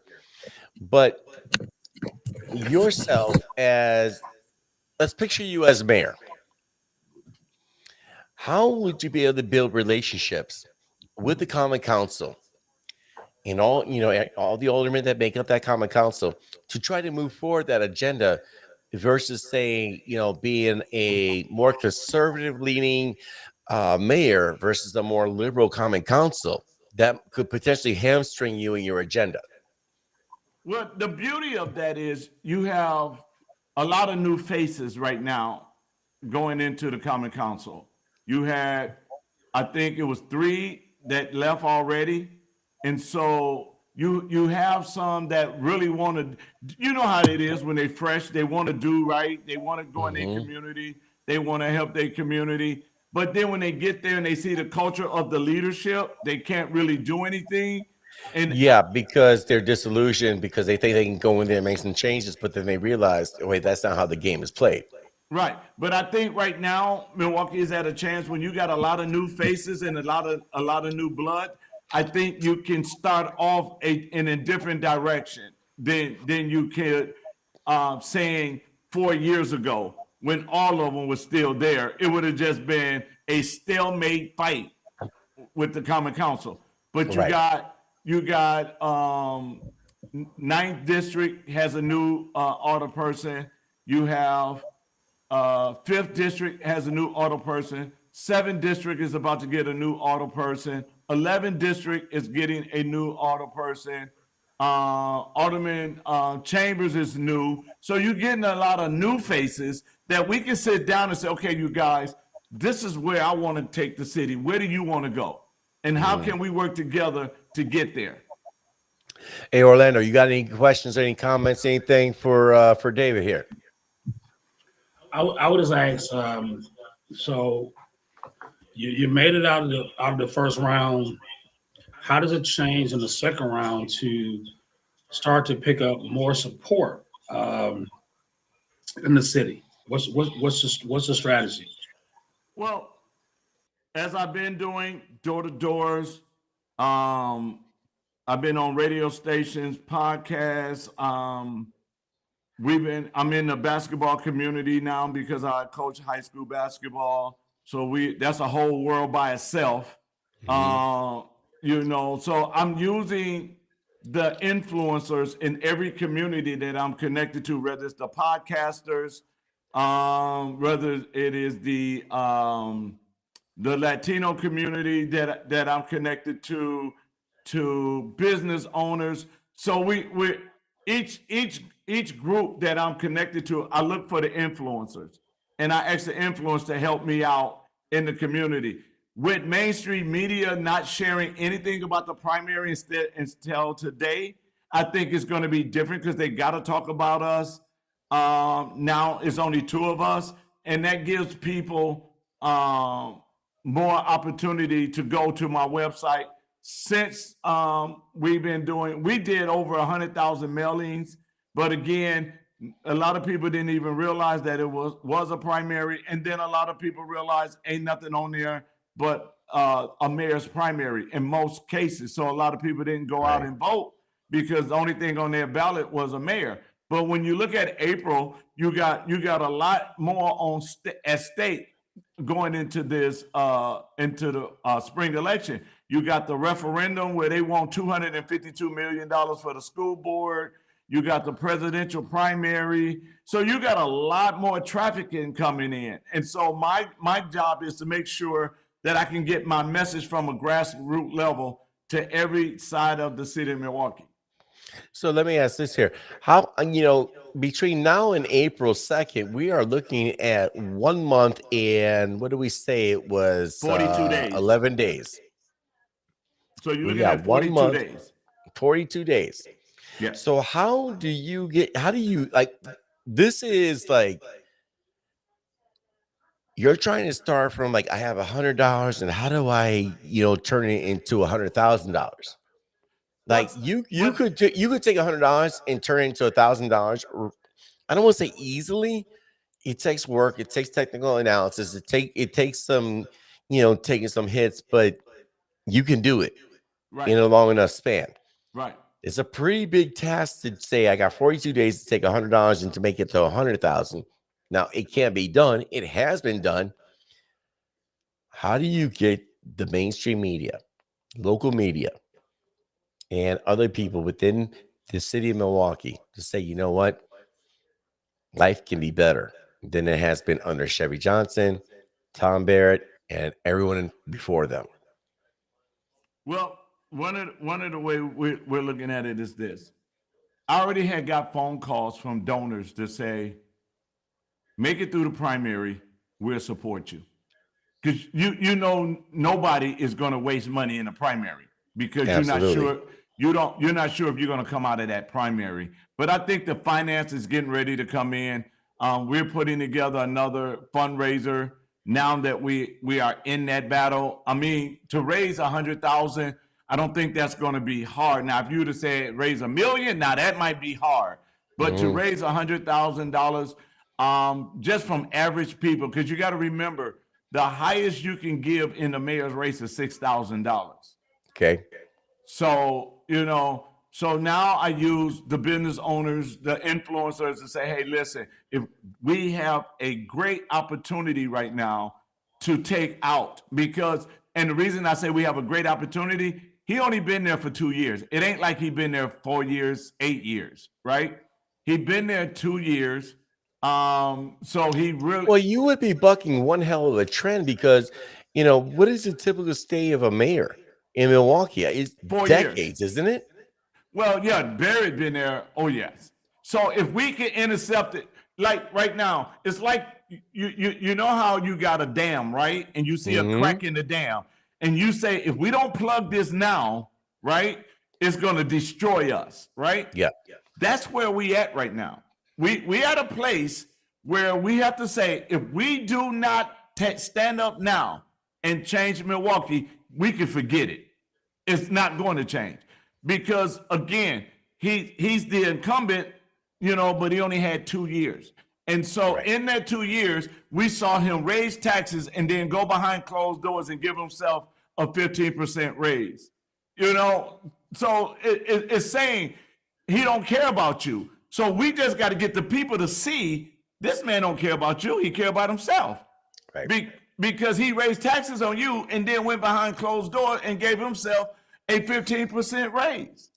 Yeah, most people don't get what do you get? 2%, 3%. Orlando, you got something here? So with the landscape being where it is in Milwaukee, what is the biggest issue you think you can make a separation between you and Cavalier? Well, I would say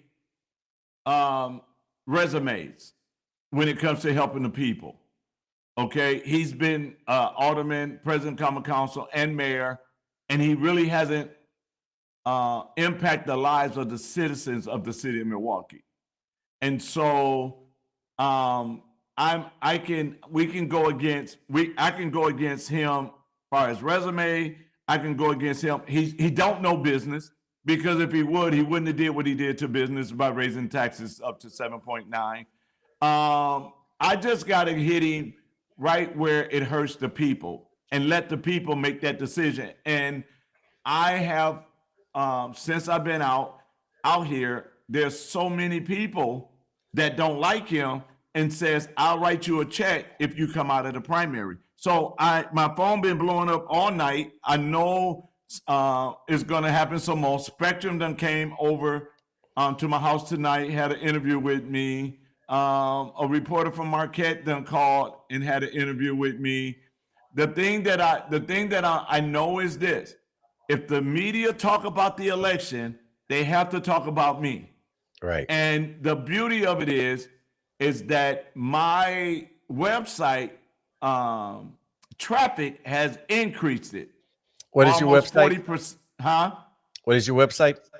kingformayor.net. And so people has been hitting the website. And so,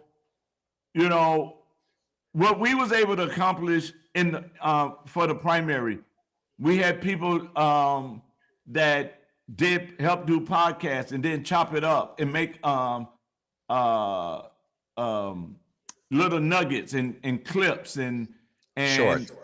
Yeah. And our TikTok has been rising, increasing. People love the shorts in our TikTok. I'm going into the Latino community. I'm always in the Latino community. I was on WISN for the last 5 Sundays with Perfecto Rivera. I mean, so we're getting traction. We knew that the primary was going to be a low turnout because a lot of people didn't even know there was a primary. Mm-hmm. And so when me and my wife went to vote, it was like, we was like, wait the people, so, but I know it's going to be different later. I know that the general election is going to be closer than the primary. And that's when we got to get our message out. We like I said, we're starting to fundraise, and so we will have enough money to do a commercial, probably throw a billboard up as well, do radio ads as well. So we're already working on. We know what it costs to get it done, and we're working on that right now. Now, I know that the Milwaukee mayor's race is a nonpartisan race. Yes. But realistically, we know, number one, Milwaukee's been governed by socialists and Democrats for decades. Yes. And you yourself, while not necessarily Republican, you are definitely of the conservative side of things. Yes. What type of allies organizations, and I'm not going to say, it's going to be the Milwaukee County Republican Party, but do you have organizations such as that are going to be backing you, that are going to say, hey, this is our guy here. We need Chevy out. Well, there is a couple of them. I haven't got the authorization to say them yet, but there are some that says, you know what, we got you. And there's some that's on the, I don't want to call them lefties, but they lean Sure, Democrat. left to They center. lean Democrat. Yeah. That have already said, we don't like him, and we're going to make it known that we don't like him, and that we're going to come out for you, so I'm just waiting on them to take that step forward. Mhm. I know that he sent out a text 2 days ago and said that his opponent is funded by the GOP, and I started laughing because I'm like, if that's the case, well, where the money at? I think that this gives us a great opportunity to educate people who really think like us, but don't vote like us. This is a great opportunity for them.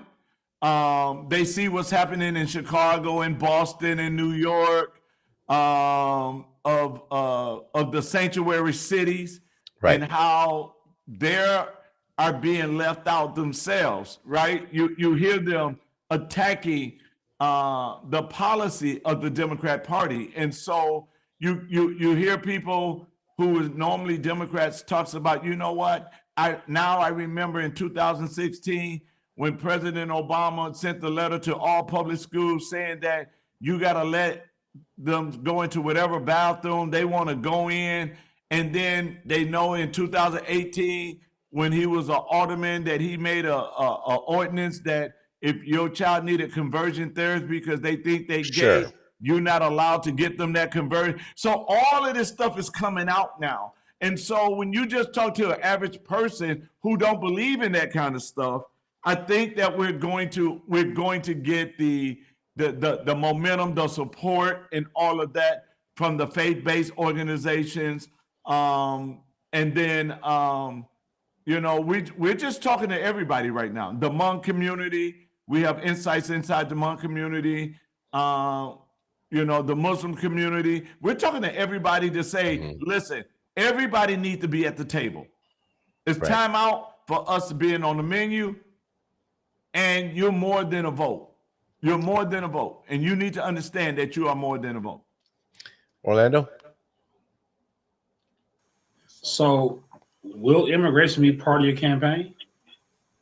Well, not in a. What I will say is this: I will not let us be a sanctuary city. If we can't take care of our own homeless, if we can't take care of our own that have mental illness, if we can't take care of our own veterans that's sleeping under the bridges, why would we let other people in our city and we ain't even take care of the ones we got here already? That's it. That is legal. Yeah. Let me piggyback off that because, you talk about sex trafficking, and there's two main thoroughways into the state, and one is from Minnesota through La Crosse, and the other is from Chicago going up into Wisconsin. And that goes through Kenosha and everything else. And then there's a bunch of different veins here. Oshkosh is real big on cracking down on sex trafficking. Fond du Lac is real big on that. Appleton as well, too. Milwaukee, they're hit and miss depending on what's going on. Obviously, I spent a lot of time down in the Milwaukee area over this last year, and every time, just hotel, it was next to a Motel 6, and I gotta tell you, Motel 6 was wild. I couldn't deal with them people. Wait a minute, was you on Paul Washington? No. This is by the airport on 13th and College. Man, I tell you, yes. that Motel 6 is wild because I know that they got going on between Motel 6 and Red Roof Inn. I used to love me some Red Roof Inn. $50 a night, you can't beat that. But the problem was, though, you got scandalous skeezers and addicts up in there, right? And these are facts. Okay. Now, not to diminish the role of the human trafficking as it relates to the sex trafficking industry, but that's where you get a lot of trafficking throughout the state that comes from illegal immigration. Now, if we look at Chicago, they're building what is essentially a concentration camp, and I'm gonna put the air quotes on there, where they're going to be putting all these illegals in. They're going to give them housing, food, everything else that goes along with that. New York, same thing. California, same thing. And obviously, the Biden administration has been trafficking a lot of people in the dead of night to, various cities throughout the states. This is a bigger problem than I think most people in Milwaukee realize. Yeah. Because it does lead to issues of higher crime. It does lead to bigger issues in the overcrowding of our jails. It does lead to issues of the overcrowding in our school districts. So I guess to piggyback off of what Orlando is saying, if you're pushed by the state that you have to do certain things,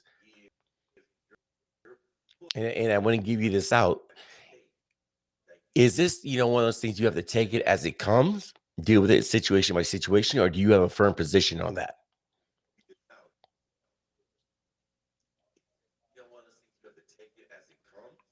Well,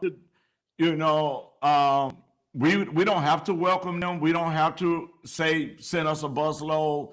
Those cities ask for it. Those cities say we are sanctuary city. Bring them to us. Mm-hmm. And so the mayor of Chicago said we're a sanctuary city. Send them to us. They sent them, and then now he's blaming because the people that was born in Chicago, lived in Chicago, was overlooked, and now they're complaining. Right. Now he's trying to point the finger somewhere else. So no, and New York Mayor Adams is doing the same thing. Yes. Yes. So I have a say so in that. So I will say no to it. But to go to your other point, I would work with every mayor in every city that's fighting against child sex trafficking, because we got to protect the babies. I would be a part of that coalition to make sure that we are working together to make sure that it doesn't continue to happen. We ain't gonna be able to stop it all, but we can stop a lot of. You know what I mean? Yeah, I mean, at this point, it doesn't have necessarily be a zero-sum game. If we can stop, half of what's going on right now, that's a win. Now, let me ask you this here. There's a movement down in the Burlington area in the Racine County, to recall, State Representative and Speaker Robin Voss. And these people are going out there and they're pushing and they're getting money from all over the state. Not that I back this particular movement, but I got to respect the game they're doing, trying to get money throughout the state to try to funnel it into this recall effort. Is there something that can be done throughout the state of Wisconsin, knowing that Milwaukee is the economic engine of the state? Or do you have plans to go over the next 42 days to try to get people from outside of the city of Milwaukee to say, hey, if Milwaukee dies, you die? I will be going not over to Burlington per se, but I will be traveling, making phone calls, because I got to stay inside the city. But I will be making phone calls saying, hey, listen, let me show you the benefit of a healthy Milwaukee to the state of Wisconsin, right? Mm-hmm. Because here's the thing about it. If Milwaukee is healthy, if Milwaukee start to address issues instead of pushing the issues, you notice when they push issues like certain communities push them, they're coming to the suburbs. So I think if we just start to work on it and fix it, I will show them the benefit of a healthy Milwaukee and ask them to join the fight financially to help the campaign so that we can win this election, because it's a benefit to the whole state if Milwaukee become a healthier city. Yeah, absolutely. Orlando, do you have any final questions, anything else before we close this out here? Because we are at 10:42 p.m. Central Standard Time. And believe it or not, I'm going to actually pretend to work tomorrow. Okay. Well, I don't have anything to say. I look forward to seeing David's progress and to see how things progress for him and how he develops his campaign. And it sounds like he has a plan. So, again, congratulations and thanks for coming on the show tonight.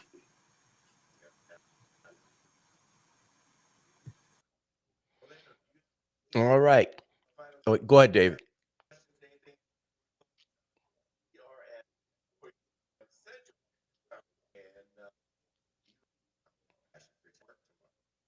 Oh, we got it. Let's try something here. A delay going? Yeah, it looks like he got a delay on his end. I thought it was on my end initially, but Did he hear us? I think he is.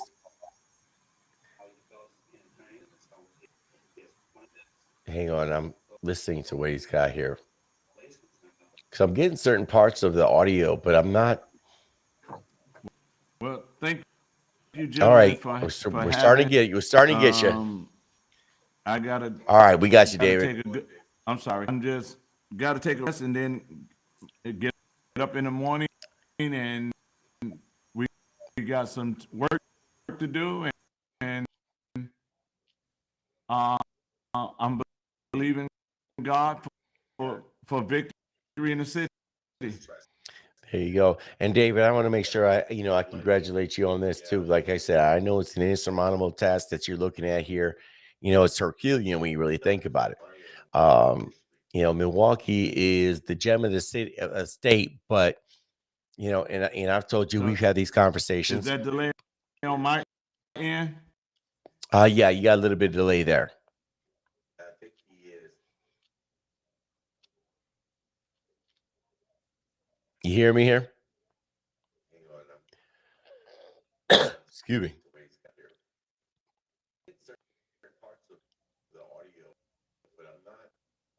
I can hear you fine, Ed. I think it's on. Yeah, there's a connectivity issue there. All right, we're gonna cut David King. David King, just follow back here. I'll give you some my commentary here in just a moment. But again, thank you for being on the show here tonight. But no, what I wanted to say is, David has a Herculean task. If you look at this particular primary race, he was, he came in second, literally 6-1. 12,000 to 2,000. I mean, we're using round numbers. But that being said, a 6-1 ratio is not impossible. You can't overtake that, especially when you have a county of like 560,000 people and only 20,000 showed up, and we're giving high numbers here on that.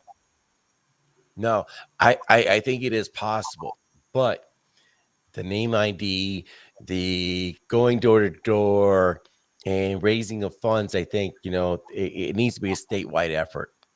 It has to be, can't just be confined to the city of Milwaukee because it is too important. This, honestly, and David might disagree with me on this, but technically he might be a Republican, definitely on the conservative side of things. If David were to win Milwaukee County, I don't know city of Milwaukee mayor. I don't think Milwaukee has ever had a Republican mayor or anyone who's identified as such. I think maybe the one or the second may have been a Republican, but ever since then, there's been Democrats and socialists. I know part of the reason why Milwaukee's roads are all screwed up is because you had two mayors that were fighting over it. Yes, there was the Milwaukee Republican, the 41st mayor of Milwaukee, and he was from Mayor Sherburne Merrill Becker, Becker. 1876 to 1949. 18, yeah, and that was it. And Was it the rest of Democrats and socialists? That's it. That was dude it. was like born shortly after this. He was a Civil War baby. Wow. Well, again, I think that what has to happen now is that there. I think win, lose, or draw for David is this. I think he's positioned himself well Mhm. in a very unique time in which um, the question is, will he get the platforms in Milwaukee? Yeah. Right. So the question that happens so often people talk about, and I'm not going to label David one way or the other. I think, he can speak for himself. But what I will say generically that it's always been very tough for conservatives Mhm. to have an audience, and will that audience be welcome to hear us out, right? Yeah. There, what is the ground? Because you have to look at like Milwaukee's a union city, right?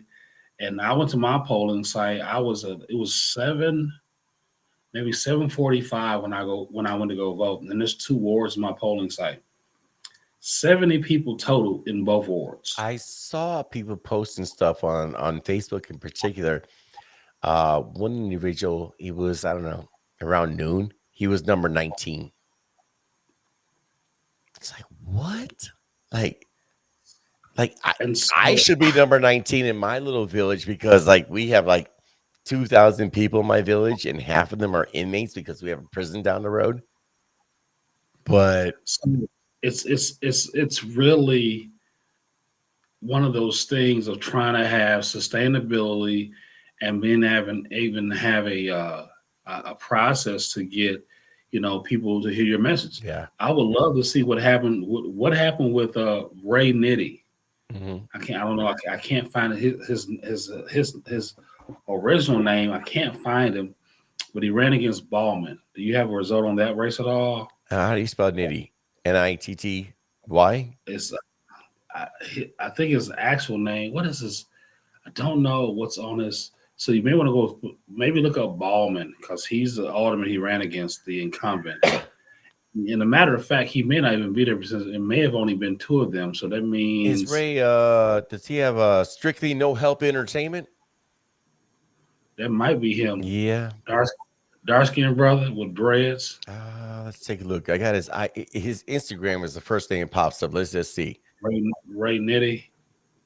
So he may, now that I'm thinking about it, he Yeah. may, if there was no other names, he may go through to April. Okay. So they automatically go through. It was only two candidates, so that race may not even be one that's posting tonight. Um, but yeah, man, I really enjoyed working with you tonight, man. I hope we can do this again. Maybe this turns into a show. The Delgado and that little guy with him. No, we're going to be doing more of this because here was the thing. And I was talking with, last week I just did a really brief thing, talk. Anybody who knows me knows that the economy, the financial sector, to me, that is like the single most important thing.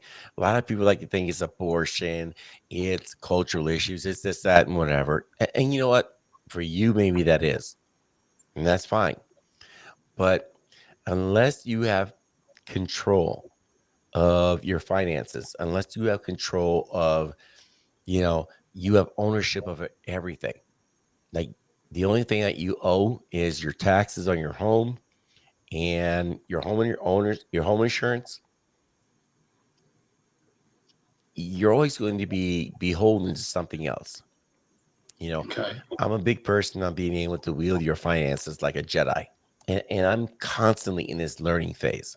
You know, I I got my home on a 15-year mortgage at 2.5%. God bless, because you know what? When we didn't time the market, that's just how it happened. And it put us in a really good position. Now, what happens if I don't have a mortgage? What happens if I don't have a car payment? What happens if all I got to do is worry about food, utilities, taxes, and insurance? Man, that now puts you in a position where you're so free to do so many other things. And this is the position I want to see other people get into. Now, that being said, I understand for a lot of people, there's emotional issues, there's heartstring issues, there's other things that come up with that. All of that makes sense. But I'm a big believer that if you can get your finance into order, then at that particular point, everything else falls in line. And again, we give glory to God because God put us on this earth. He gave us the ability to wake up each and every day. And then he gave us the ability for discernment and wisdom. And this is so important because if there's a lot of us, myself included, because years ago, I would turn my head up when someone said something like that.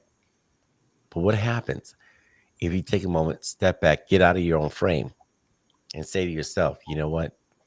I'm not the most important player on this chessboard. I need to learn so that I can grow. Not only so I can grow, but once I've grown to a certain point, I can teach others to get to my level, and God willing, they go beyond what I've done. So when I look at these races, whether we're talking the mayor's races, whether we're talking the U.S. Senate, whether we're talking the U.S., in the House of Representatives, the congressional race over there, Mike Gallagher's seat in the state of Wisconsin, and I have a great deal of fear right now, but I'm hoping that can be turned around. And my fear simply is that we're still fractured. Because when I look at whether or not, see, depending on who wins here in 2024 is going to decide your financial sovereignty. And this is where it all ties together. Because at some point, we're going to spend ourselves into oblivion. And we may be no different than the Weimar Republic. Barrels of cash for a loaf of bread. Somalia, everyone's a millionaire. Or America's best days ahead of itself. And that's where I want us to be. Well, man, you continue to drop this knowledge. You give, profound insight, and which is really, good. And I just think we have some tough questions ahead of us. Yeah. Do we support Donald Trump and we unify behind him? Does he go out and find other voters out there? I was just talking to a guy who's working on a documentary on Glover. I forget. I want to. It's a story here, and I don't have it in front of me. And I'm mad that I can't remember the entire title. But I just sound familiar. Glover. he was the first. He was a slave down here in Milwaukee. Let me see here, and was captured by a mob. Let me see. Can I quickly Glover? Make sure I get this right. It's a little late, but I just want to Joshua Glover. Right. There you go. So he's doing a documentary here on Joshua Glover's life and how it's connected to the start of the Republican Party, Party of Freedom, and how we just had Black History Month. He was one of the stories that was identified and focused on was Joshua Glover, and how we're at a pinnacle now, man. That the person who may have the best access to freedom is not the most perfect person. Yeah. And there are individuals who are more inclined. And I will say, I know you talk about a lot of the Trump sycophants, right? Yeah, absolutely. And let me just add this. I can't stand the Trump sycophants because they look at him as like he's some God king. But I also can't stand the never Trump or Trump derangement people because it's like, do you not appreciate no new wars? Abraham Accord? Did you not like the money you were making in 2019? Like, are you mad? And for me, I would rather work with the Trump sycophants, as you call them, Mhm. because I can connect with them on some levels on how frustrated, and I think that's maybe an aspect that you have to do a deeper dive in when you give these assessments, that individuals who've never voted before, who hated politicians and politics, Yeah. came out because this guy connected to him with, between um, try that in a home in a small town to rich man north of Richmond. This year politically has been one in which I think the lines have been drawn, and I know we didn't talk about tonight. Lines been drawn with these new maps, but Yeah. I think there is things that are coming about. Someone asked me just the other day, like, how do you explain the phenomenon of the black votes going toward Trump? How does the Republican Party, explain that? And I said, We're first, not I don't speak for the a Republican mon- Party. You breaking up, Ed? Can you hear me, Ed? Ed, can you hear me? Say that one more time. I said, can you hear me? Yep. I said, you broke up for a minute there. I don't know if it was on my end or your end, It might have but been mine. someone has asked a question about this phenomenon of the black voters voting or supporting Trump. How do I explain it? I said, I think first and foremost, we have to identify, and this is the really why Democrats are so up in arms. The rise of the black voter for Republican, or for them to look at other candidates, has nothing to do with Republicans. Nope. They was like, what do you mean? I said, this has everything to do with Democrats and their failed policies and empty promises.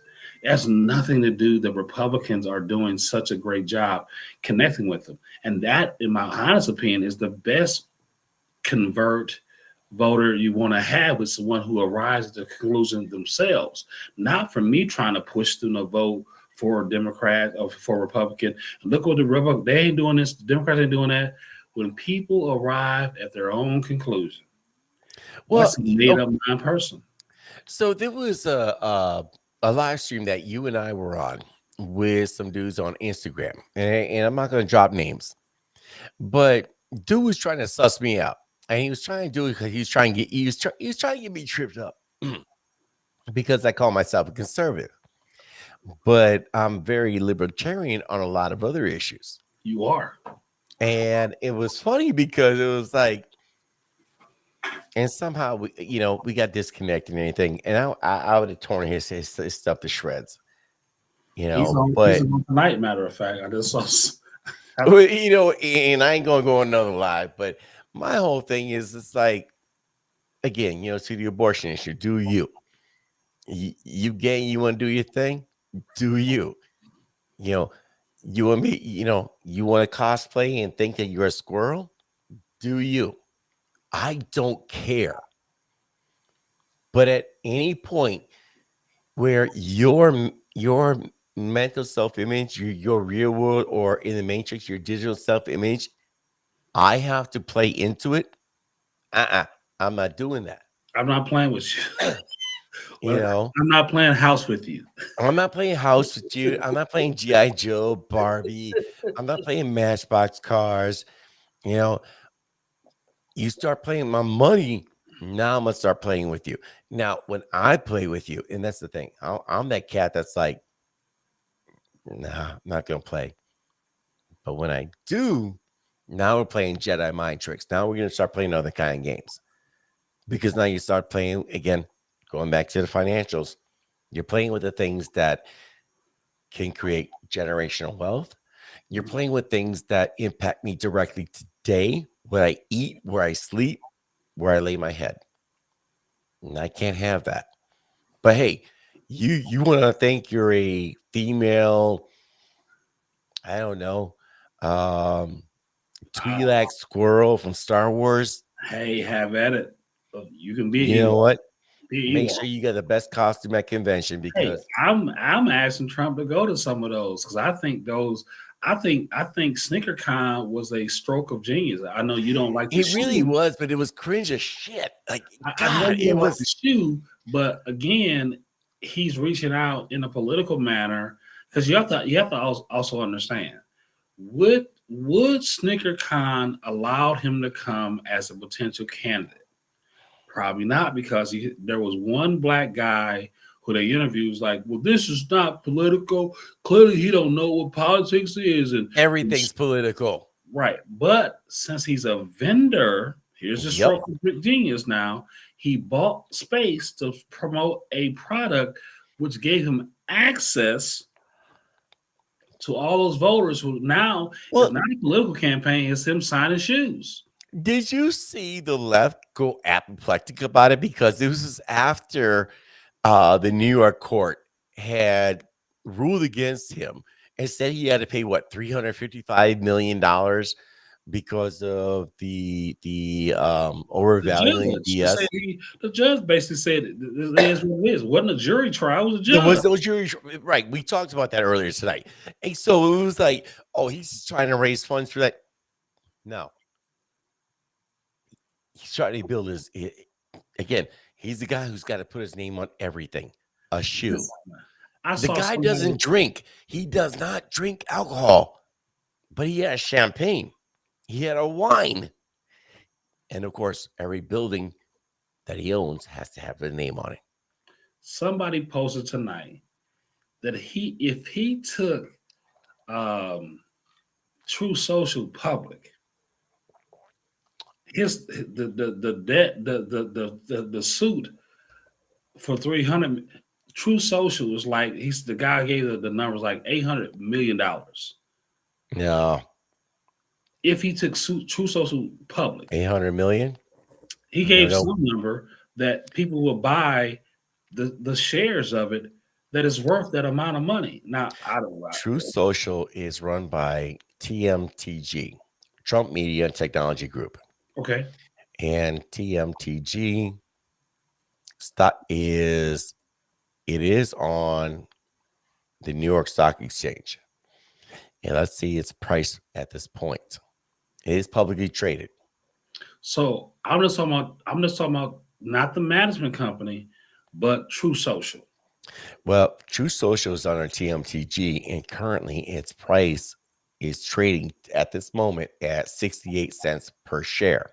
That's TMT. That's not True Social. True Social is not a public traded product. No, True Social is there's a parent company, TMTG. Correct. True Social is under that. Right. Now, if True Social decided to break off on its own, if TMTG decided to break off on its own,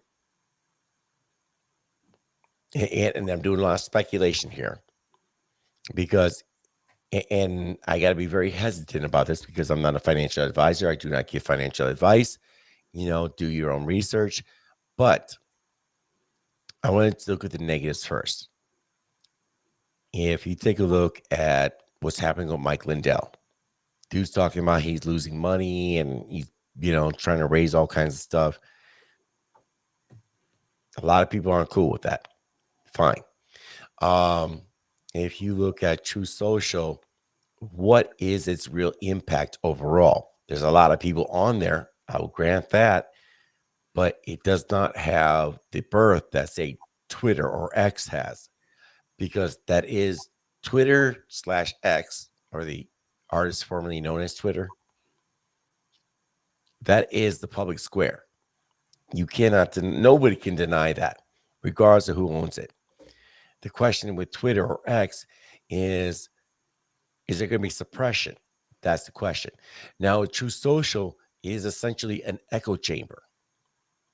But the people within that echo chamber are willing to pay big money. And then you got investors, people that dive into stocks and cryptos and stuff like me.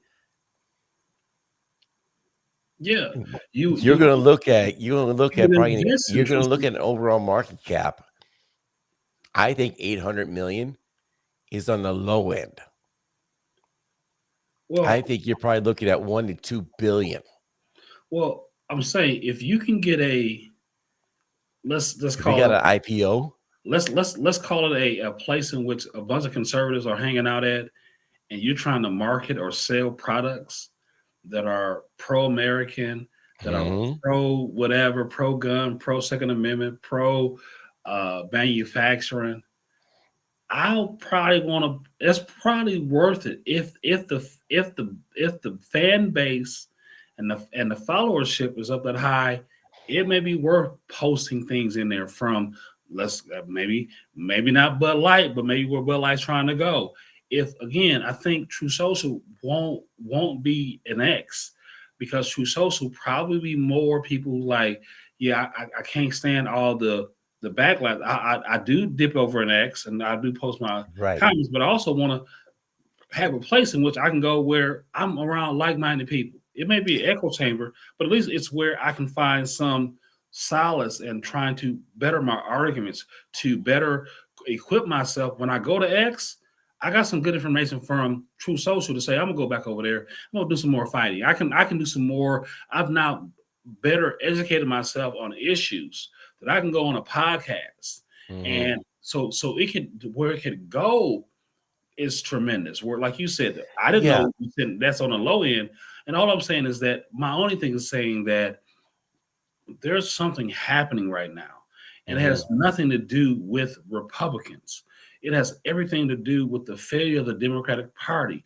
And the more Republicans who try to somehow, and I'll just be transparent, if we Yeah. try to own this thing, that's wrong because it's not our principles are really now being looked upon because people are truly tired of what they've been getting. You look at what happened just now, and I think you may have even covered this already. The truckers who are boycotting New York I have because of not. Yeah.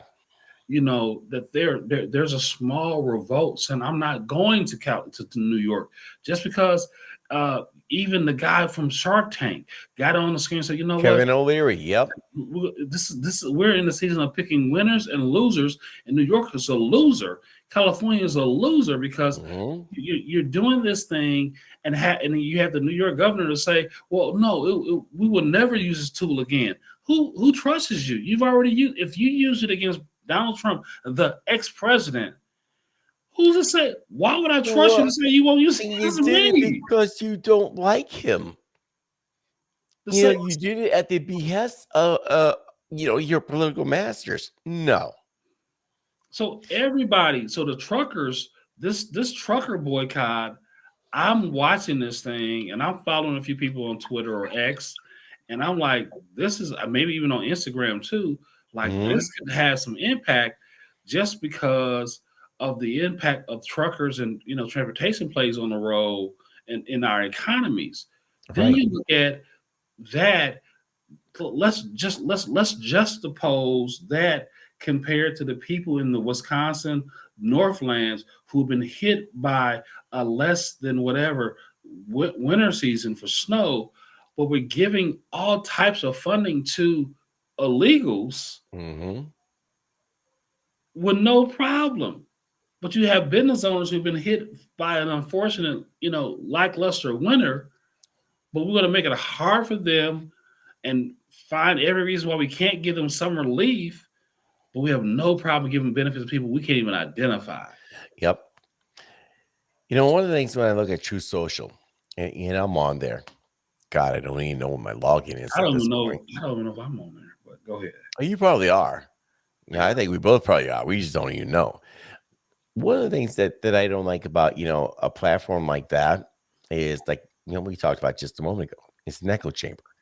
And because it trumps social media, it's like, well, if you don't abide by what Trump says 100%, then, you get villainized. I would like to see more of a conservative platform like that where it's like, no, I get it. You don't like it. Maybe we're going to go back and forth. But you know what? At the end of the day, if I ever see you, we shake hands, go to the pizzeria, have a slice together, sit down, have a Coke and a smile, and like Eddie Murphy said, shut the fuck up.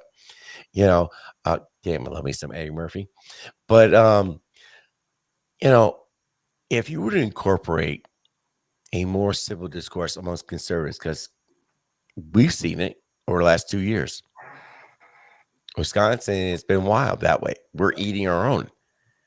But if we can incorporate civil discourse within the conservative movement, And we can incorporate something like Public Square, which is a platform for more pro-American businesses. Now we create a counterculture. And that's the importance of what we can do. Because right now we have to stay on Facebook, we have to stay on YouTube, we have to stay on Instagram, we have to stay on all these other platforms. Why? That is where the fight is. But what if we can move it more toward these other areas where we can be amongst and welcome even the disaffected liberals, the libertarians, and everyone else in between? I think the problem is that to bring in that bigger coalition, there are some guidelines and some goalposts that have to Mhm. be moved. And I don't know if But everybody. they're constantly being moved already. You look at, we go back to the Nikki Haley's campaign. Are Yeah. we willing to do that to garner more support? You can say a lot of things and do a lot of things to gain more support. But I'll give you this, and I know this is maybe changing the subject. I know we're already No, over no. the time. But It is what it is. let's look at the concept. I don't know, about, if you heard what happened in Barron County, Wisconsin, right? Yes. Of having to a charter to be revoked and have to go to a restructuring of the county party to basically have a recall to have a whole new election of the county board. And the influx of different organizations that are now in the side of the Republican Party who are using their own technology, who are asking individual counties to not use the county supported or the GOP supported technology, but use their technology, meaning Turning Point USA. And Yeah. this where is this all going when you talk about the issue of infighting, when we still have not identified the individuals who are part of the, let's say, the snowmobile community, who are struggling right now because no snow. But Tammy Baldwin and Evers comes out as the first people who maybe make a public statement about it, not saying the others Republicans have not. This is the fight right now, I would say, is the concern of what we're having right now. Is Charlie Kirk trying to take over the conservative movement with Turning Point USA? Well, and I've heard that, Turning Point USA is more RNC than the RNC is RNC. I don't know what that means. So the RNC is pretty much dead, and Turning Point USA is the Republican Party at this point. There was that training in Vegas that they had, and they invited all these county chairs and stuff from across the nation out there, and they had RNC, and they gave it a different acronym, and it was like, they were pretty much doing what the RNC should have been done. Again, credit where credit's due.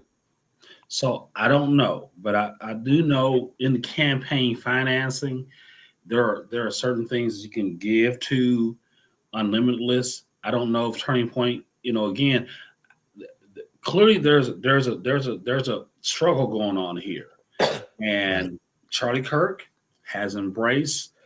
He wasn't part of, what's that number, the 223. What the members of the RNC? He was against Ronald McDaniel. He supported the other young lady, and now we look at Ronald McDaniel possibly stepping down soon. Mm-hmm. Like you said, they invited the chairs of a lot of different county parties in different states to attend. They're actively asking individuals to participate with their technology, which I think their technology is pretty decent. I think I've asked for. You've heard me talk about this for years, and I'm glad people are finally hearing me. They may not give me credit for it, but I try to make certain when we do bring it up that I remind them that I've always supported the idea of consumer data versus voter data. Absolutely. Because you have to expand the base. I've always said when I ran for county chair here in Milwaukee County, we're not going to win Milwaukee County. We're not going to win Milwaukee, but can we move from 18 to 21%? That was always the goal. Mm-hmm. And now others who are in the county party now are, others who are saying like we should lose by less. I said, wait a minute, I just heard that at Charlie Kirk's event, lose by less. Well, and see, and that's something I've been harping on. It's like if my county traditionally votes 66% Republican, and we're just sitting on our laurels. And by the way, if we're in the habit of like taking down charters, please take down Washara County's, their charter for RPW. Take that charter, reboot it, because they're sitting on their asses and they're not striving for 67, 68, 69. I said what I said. Well, even I'm gonna get a shirt that says that. By the way, I said what I said. you should get a hat to say I said what I said. I said I meant what I said. It's Mhm. my friend who I watch sometime, and he's not on my political. I guess I don't know if he's more of a libertarian. I don't know, but he has a saying that he say. What does he say? He said, I said he said I said what he said I said what I said, and I say it again before I take it back. Facts. I said what I said, and I say it again before I take it back. Yep, 100%. Orlando, we are now at 3 hours and It's 3 been awesome. minutes. We gotta 14 seconds. refine this thing. We should dub this thing. We should do something with this thing. Oh, 100%. With you, We are man. definitely going to be doing this. I like doing it, and I have to learn to be able to be a good interviewer. But I like doing this with Ed. I've always liked working with you, man. I always like coming to you on your platforms. You've always, anytime I do something, you're always welcome. Yes, sir. So much insight. And so again, my friend, I thank you for the opportunity. It's been a great 3 hours, and I hope others will like and subscribe to Ed Delgado, the Caramel Conservative, and the Ed Delgado Show. You know what the funniest part about all this is? And it's so funny because I've had people, approach me and stuff. It's like, man, you do this and that. I'm like, man, I don't know what I'm doing. I just kind of let things flow as it is. Like, I'm here to ask the questions and have a healthy debate. Let's have the discussion. Let's hash it out. And at the end of the day, my goal is that, can we get really heated? 100%. Can we go out for I don't know, a burger, a steak, Texas Roadhouse? The buns over there are so magnificent. But get what I'm saying? Can we still break bread afterwards? Can we be cool? Because if we can't, then you know what? I got nothing to do with you.